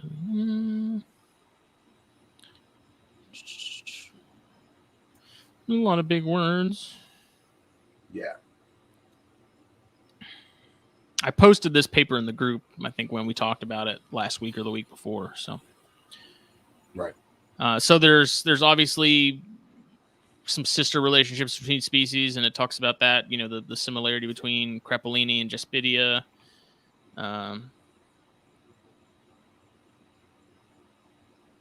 Says we recover Crapolini as the sister lineage to all other Boiga, and Jaspidia as a sister group to the clade-containing Barnes Eye. I don't even know how to pronounce that last one. But basically, they're saying Jaspidia is the sister clade to Barnes Eye, Trigonata, Multomaculata, and some of the other ones. Let's see. I should have prepared for this better. I'm sorry.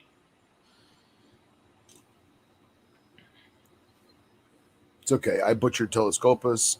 You can butcher Boiga. So explaining the brown, like the difference in the browns, basically. The brown tree snake, Boiga regularis, is infamous for its devastating invasion of Guam, but the taxonomy of the group has been complicated. Recent authors have treated the name Boiga flavescens as a synonym of Boiga irregularis, and reported color pattern and scalation differences between flavescens and irregularis. It has the authors De Roij, I don't know how to pronounce that, Rooj, and De Haas included Sulawesi within the distribution of both these species. Subsequently, in Den Bosch, treated flavescens as a synonym for irregularis, included that the color and pattern and scalation characters cannot distinguish these taxa, and later authors have followed in Den Bosch's taxonomy. However, our phylogenetic results strongly support the presence of two deeply genetically diverged lineages on opposite sides of Weber's line, which Weber's line is that sort of that bowl I was talking about. And we treat these geographically and genetically cohesive lineages as distinct species.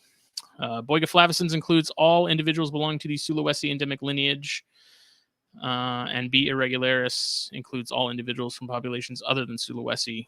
Recognition of flavescens should not cause confusion for conservation research and management of invasive species. In Guam. And then it goes on to say in Guam, they're derived from one or more source B. irregularis populations in northeastern New Guinea. And then there's another species of boiga here that is a nightmare to pronounce. Tana jampiana, which I believe they're talking about that being part of the Dendrophila group. I don't know what I'm talking about or what I'm doing. Whop. Phil ran to go do something real quick. So this paper is really interesting. It's definitely worth reading. I like seeing phylogenetic trees and stuff to kind of show you where things came from and where they diverged from.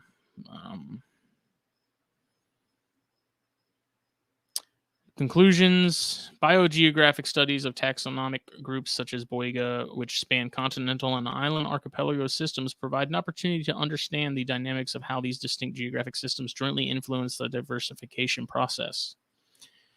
Although species-level phylogenetic relationships and the biogeographic history of this group have been poorly understood, our phylogenetic study greatly expands upon the species-level sampling within boiga and supports the hypothesis that boiga is monophyletic.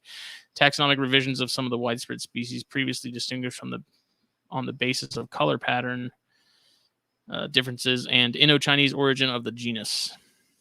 Additionally, we present strong statistical evidence of reverse colonization of Southeast Asia from the Philippines and of Australia from Wallacea by multiple lineages within boiga, although our biogeographic results are consistent with earlier studies that found colonization of continents from island archipelagos appear to be rare relative to colonization of islands by continental fauna.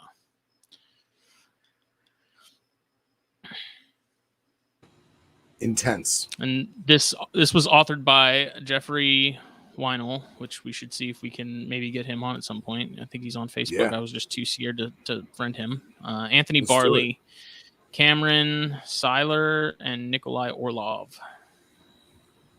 And this just came out August of last year.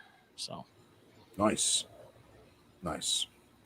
Yeah, I was actually when I started doing a little digging for this show, I was a bit enamored at how many recent papers on the cat pack there were. 2019, 2020, 2021. It's good stuff out there right now.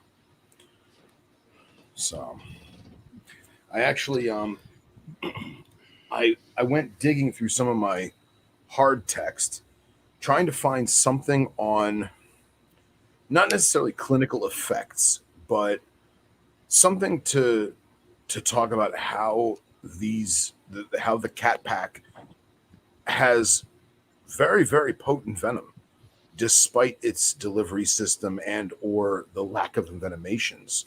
I feel like so many people in our community, in our hobby, they poo-poo these animals.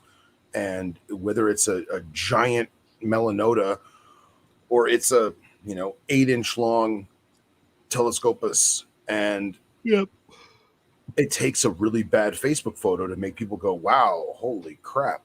Just talking about that one guy that got his arm jacked up. Or for some people to completely wave it off because they think it's being over-exaggerated. Right. And what I find interesting is somebody just recently, one of the guys at Underground did some Googling. They got Telescopus Dahara, and I missed on getting them, but somebody Googled somewhere saying that the toxicity was as potent as a death adder. It was just as potent as Acanthopus. And I would basically, I don't want to say I laughed at it, but in my mind, I laughed at it because that just doesn't make sense. You know what I mean? And I think so. There's the individual that sort of scoffs at people and toxicity of rear fang stuff. their main complaint is that comparisons like that are made, and that I understand, that I agree with. Right. To say that false water cobras are as toxic as, you know, an Atrox or a Cothia or whatever, Right. like that's a stupid comparison, because yeah, I mean, you look at widows; those are just as toxic as cobras supposedly, but Yeah. the likelihood of you dying from one is pretty slim as long as you're healthy. Right. So that comparison, I don't think is. I would agree that I think there's people that use that for sort of the shock value of it and try to make it seem like it's more than it actually is. But these things also deserve respect. And Oh, yeah. you definitely need to be paying attention to what you're doing with them. You know, just because it's not going to kill you doesn't mean that bite's going to be fun. Same with tarantulas. You know, Yeah. I'm not going to go out and handle any of the ornamentals or any of the African stuff. Yeah. Just because I can. Like, it's gonna, Right. I'd rather not find out that it's gonna suck. I can read reports about other people's mistakes to tell me that I don't need to get bit by it to know that it sucks. Exactly. You know, the whole you don't know how you're gonna react thing. Same Yeah. thing. I mean, that's Yeah. why we see people get bit by hog noses and nothing happens, and you see other people get bit by hog noses and it's surprisingly gnarly. You know, especially for a smaller snake. Yeah. Yeah, it's that classic thing of, you know, 10 of my friends got bit and nothing happened. Well, you know, I was the 11th and I lost my arm, or I needed a kidney transplant, or, well, he died. Blood transfusion. Yeah. So on that same note, I broke out the only book in my arsenal that actually had something specific to say on the actual venom of any of the cat pack. Was Dr. Fry's giant book. Now, because who else has put as much time into the venoms of the cat pack than him, or really any other venomous exactly any other venomous animal? And I've said this before. The book is incredibly expensive, and although I have my own personal opinions of Dr. Fry, I commend him for all of his work and all of his knowledge.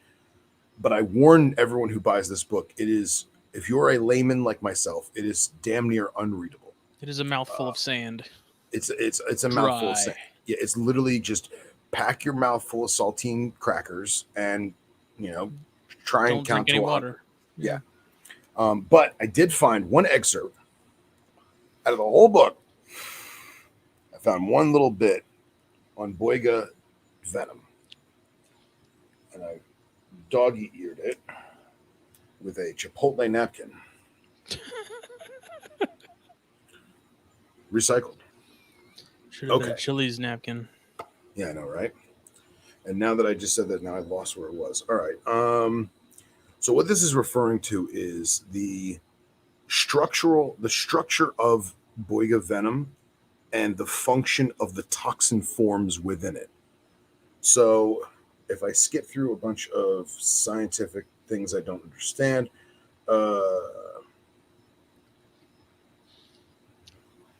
so it's referring to cysteine residues in triplicates. So essentially pieces of the venom that are in triplet in a 3-piece set. And it talks the venom of snakes from the non-front fang genus Boiga contains heterodimers of plesiotypic type A neurotoxins, which bind to the postsynaptic nicotine acetylchlorine receptors, resulting in flaccid paralysis. Each monomer in the toxin possesses a different newly evolved cysteine residue, which together form the interchain disulfide bridge. So basically, these postsynaptic nicotine acetylchlorine receptors produce a flaccid paralysis through neurotoxin. So, which is interesting because you say that there is a talk of irregularis in these, and let's, you know, and there's several others. While you look for that, there's several other snakes that come to mind that have a very, very similar flaccid paralysis through neurotoxicity. Most of the Asian cobras that's like their main MO. You know?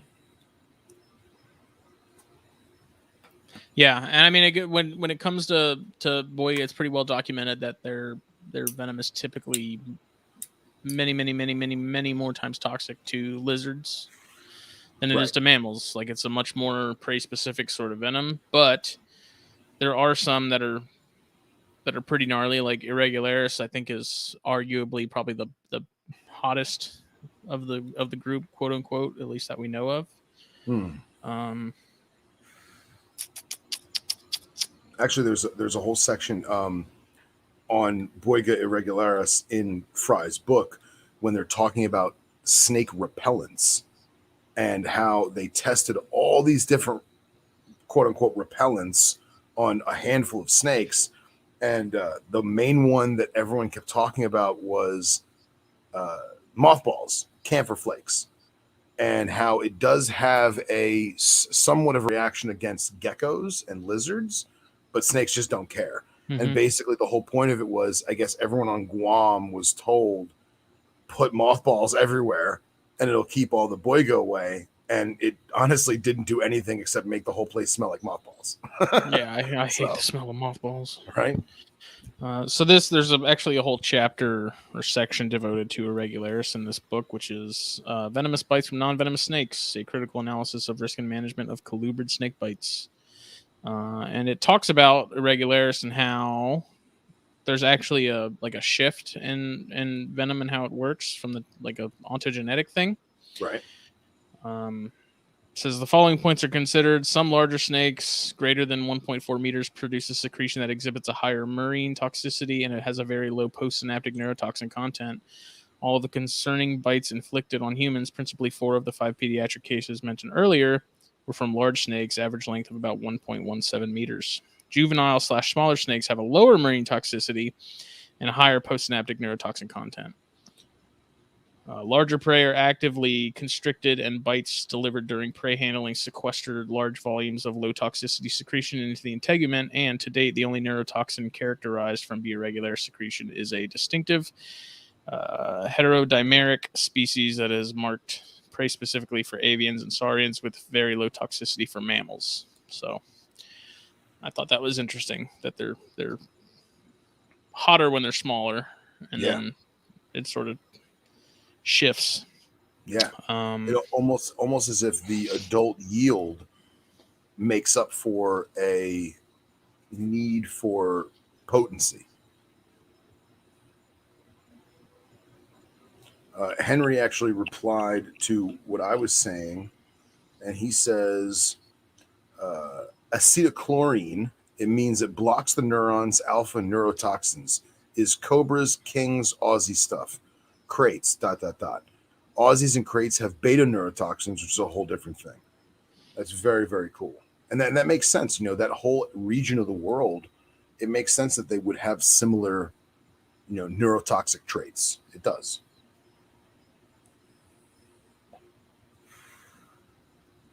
So this has some examples. It says from 1989 to 1994, 206 well-documented cases were recorded as far as bites go.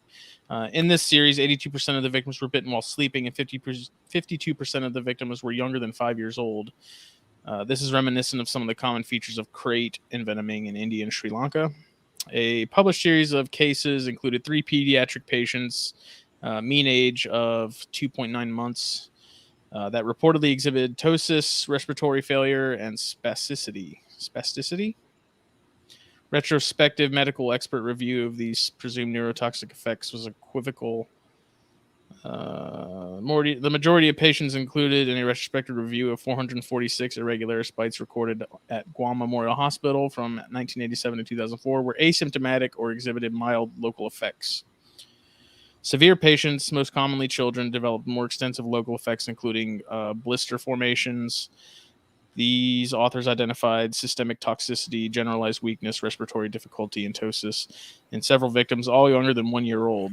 The more severe effects in infants were ascribed to the introduction of larger doses of venom, quote unquote, due to protracted bites / chewing inflicted on victims unable to disengage from the snake.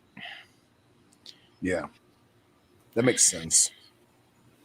That definitely makes sense. It sucks that it's always babies, you know. But says 1 2-week-old male reportedly exhibited respiratory distress, thrombocytosis, and required a 3-day neonatal intensive care unit admission. wow. However, the majority presenting symptoms in the vast majority of victims are puncture wounds / lacerations, minor bleeding, mild edema, and mild pain. So, Okay. Still not something I'm willing to play around with. And it's not like with cyanea and melanota and the other stuff that's being kept in the hobby. Yeah, they're not serious venomous species. The likelihood of a serious issue coming up from them is pretty slim. But I don't think there's any reason to downplay the potential. You know, even with heterodon, like I said, there's been a handful of heterodon bites posted on Facebook recently that were surprising, given that some of them were even like small, tiny baby hog noses. Yeah. And there's some of the bites that Cox showed me were like, wasn't anything to giggle at. Sure. You know, I also think it comes down to our, what's the word I'm looking for? Our blatant disregard for consequences when it is cute. Mm-hmm. Does that make sense? So, yes, I know it has rear fangs. Yes, I know it has Devnoy's gland. Yes, I know it's venomous, but it's a baby hognose, and look how cute. It's eating my finger.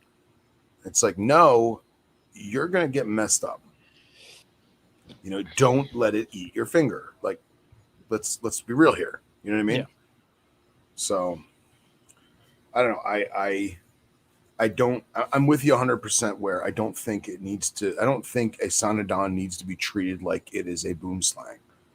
However, if you have the husbandry technique and an attitude of as if it was a boom slang, you probably would be better off. Yeah, you know what I mean? Porn snake. Yeah. Can I reach in and pick up my female cyanea? Yeah, she'd be fine. You know, there's the likelihood of her tagging me is probably not very high because she's pretty mellow, but I still pull her out with a hook. I still handle her with a hook. And it's because she's now at a size where if she did bite me, I would see something from it. You know, how severe that would be, who knows? I just why find out? Yeah. What's so difficult about using a hook? Right. Like, is it a cool thing? Is it not manly enough that if you're using a hook, are you a bitch? Like, it's just ridiculous. It's like, I don't think that. All right, let's look at someone like our friend Matt Mcdowell. He has numerous boiga. He's doing a great job of keeping them. And he does have some very sketchy photos of him handling them in a defensive posture. Do I think that he is doing something bad in that regard? Probably not. But the problem is that the photos are taken out of context.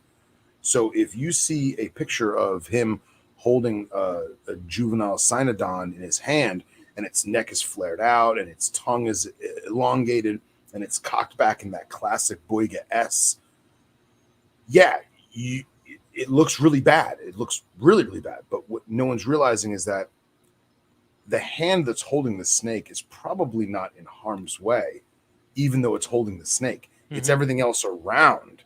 And we're not seeing him or his girlfriend or his friend going like this in the background, making sure that the snake's looking at them while someone takes the picture. You know what I mean?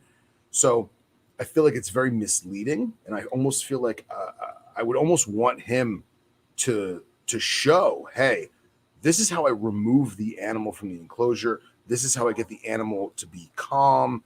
This is how we get the animal to take selfies. You know what I mean?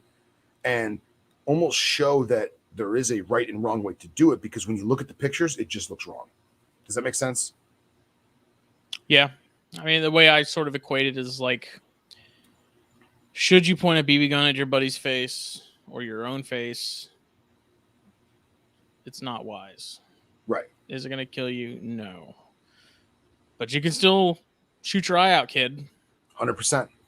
100%. That's a great analogy. I'm not going to point my BB gun at someone jokingly, because it's like, yeah, it could hurt them. Like, Yeah. And I mean, here, I'll show you. The fact that we even have to like explain this is just goofy to me. It's like, it's same with false water cobras and all that other stuff, man. It's like, what's wrong with the hook? Yeah. Here is some pictures that I'm going to show to basically prove a somewhat of a point. Pull it up. These are my new obtuses. And I'm doing something that is probably frowned upon, but I don't think I'm really breaking too many rules. So there you go.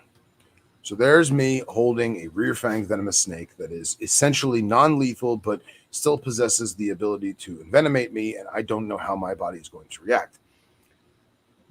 This snake is completely calm. The snake is at ease. I gently used a snake hook to put that animal on my hand. I didn't grab that animal. I didn't pick that animal up. I used a hook and placed it into my hand. And I literally did it just enough to kind of get a better look at the animal, make sure there was no, issues with scalation or any kind of kinks or anything, make sure locomotion was going well. And then I put him back in the tub. Here's some more. So this is the female. And I didn't loop it around my finger. It just did it on its own. And here, notice that black line going through the eye, indicative of obtusis. Here's the male. Same thing. I held my hand flat, patternless, yeah. And I literally just placed him in my hand. And had he said, I don't want to be here anymore, and slithered off my hand, that's fine.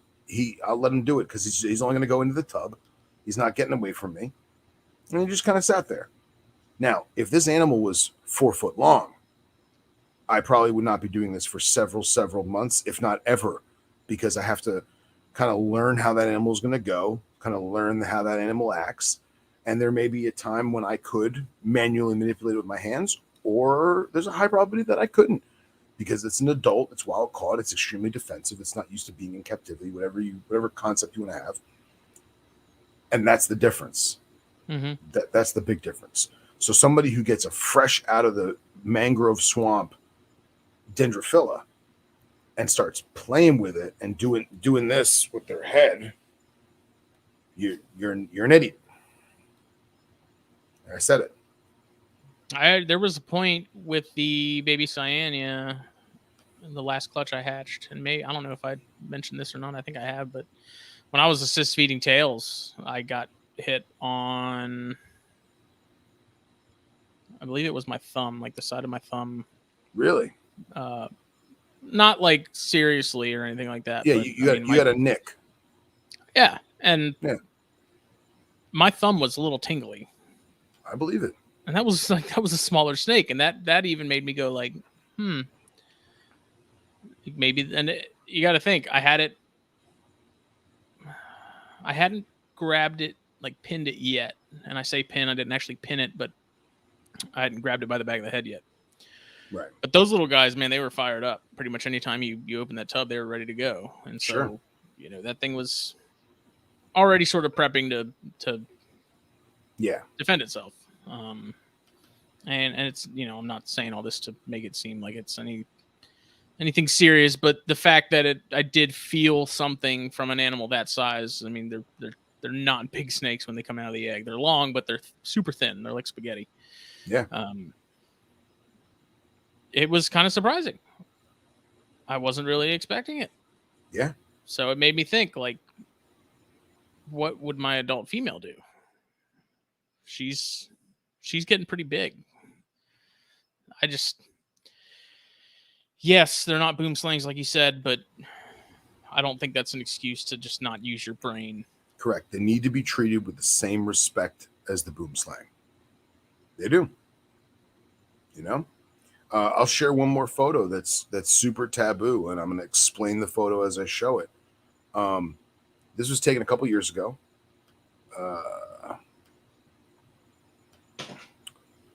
So this is Look at that beard. Look at that beard. So I actually took this photo on purpose because I thought it matched the shirt and it looked cool. So this mangrove is gigantic. See how its neck is all poofed out? Yep. That's not defense posture. That's obesity. That snake is obese. It's got multiple chins. He's got, yes, lots and lots of chins. So like me. Like both of us, my friend. That's why I have the beard that covered the chins. So this snake was a captive hatched baby that was immediately put onto rodents and hand raised. And I think at this point it was like 7 years old or so.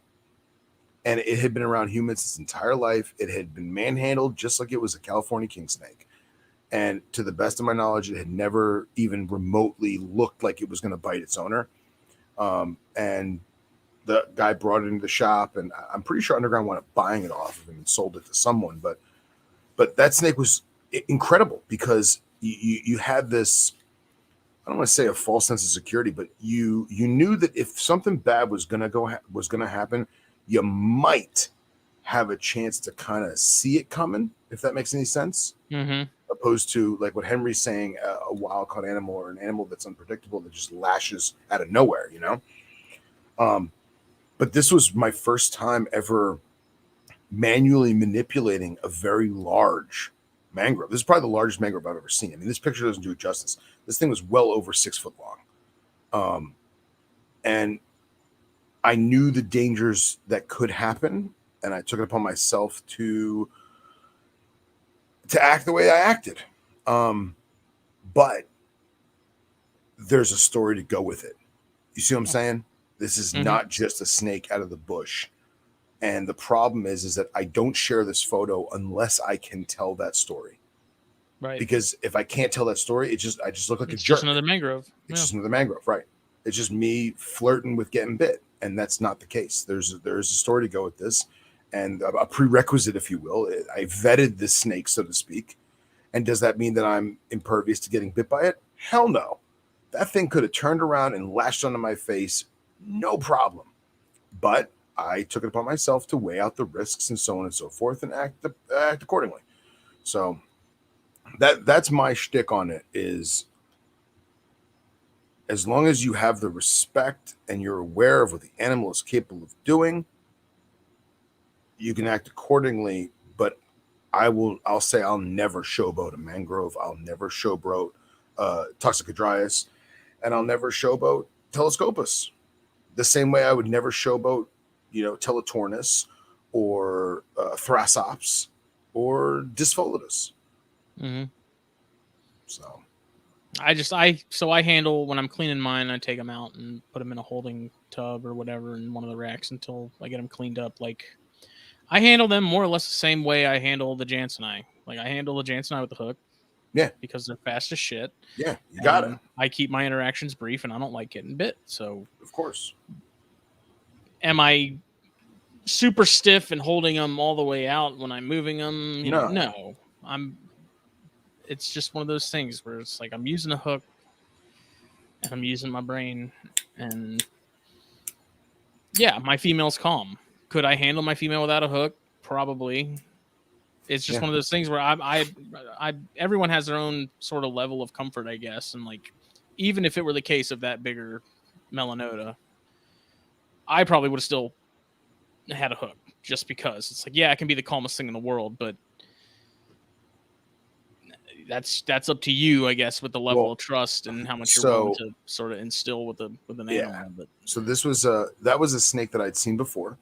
The owner pulled it out of a pillowcase and stuck his hand out, and I took a snake hook and I stood the snake hook up against my thigh, and I took my left hand because I figure, because that's my thing. If I'm going to get tagged, it ain't going to be my right hand. That's for sure. Yeah. And I had him place the snake in my left hand, and the snake immediately went.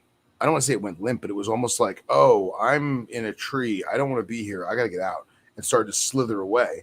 So instead of grabbing and restraining, I let the animal do it. And I was going to take the snake hook off my thigh and use the snake hook, but I wound up using my right hand instead. And I just kind of treadmilled, you know, and that's the photo that you're seeing is that treadmill action. But there was a snake hook present. There will always be a snake hook present. I don't go to underground unless there's a snake hook present, because I know whether I'm feeding rattlesnakes or I'm playing with boiga, like there's a high probability that I'm going to need that snake hook. And I'm not going to rely on them having one for sale or one that's some rusty one that's behind the counter that no one's touched in 10 years. No, I rely on my handcrafted fine Venom Life Care product. So Indeed.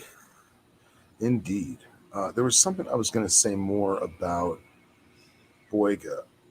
Oh, and I was going to ask you in relation to your Cyania. So when I had my Cynodime, if I went in that cage, he was going to take my head off. So what I would do is I would use a snake hook. I would remove him from the enclosure via tailing him, put him in the venomous trash can, do cage maintenance, excuse me, take him out. But when I take him out, I would gauge his stress level. And if he was not puffed up or he wasn't wagging his tail, I would do a little bit of treadmill just to kind of get more human interaction. And then I would treadmill him back into his cage. And I feel like doing that is mentally and physically preparing the animal for if you had to go hands-on rough. You see what I'm saying? If for whatever reason you're using a snake hook and the snake hook breaks, that snake is becoming accustomed to feeling the touch of a human hand and not reacting adversely to the touch of a human hand. You may still be a threat to the animal. You may still be a predator of sorts, but at least it's learning that the human touch is not offensive. Does that make sense? Yeah. Yeah. And I feel like if I ever did get into boiga again, I would do something very, very similar to that, and just slowly acclimate the human touch. Almost like we talk about with the Gila monsters, wearing a glove to mask the heat of your hand. Yeah.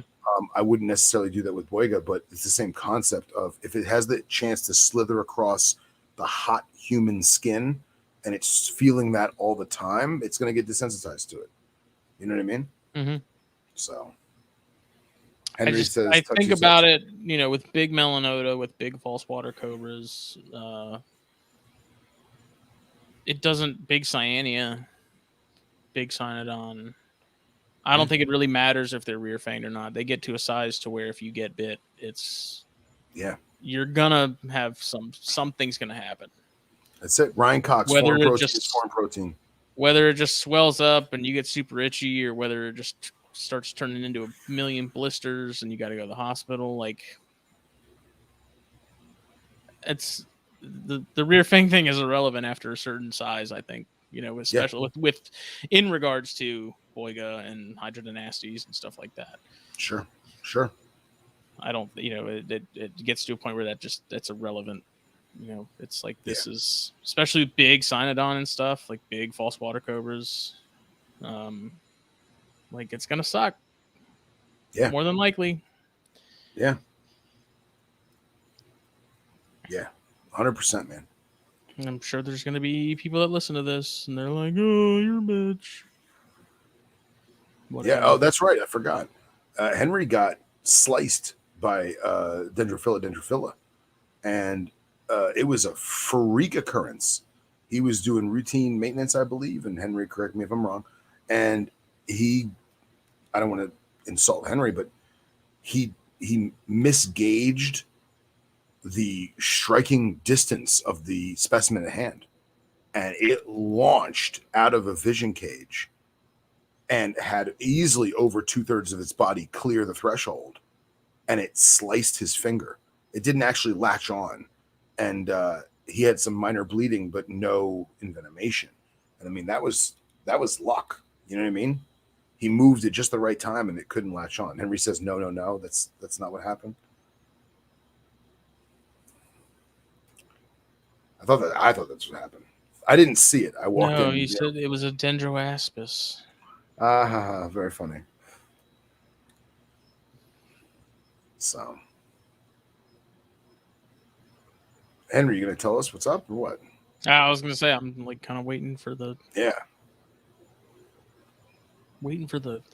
details. Yeah. This would be an all right time to call me on my phone, Henry, if you really wanted to.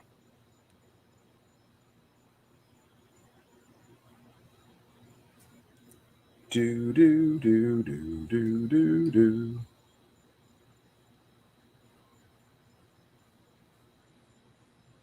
Should I just call him?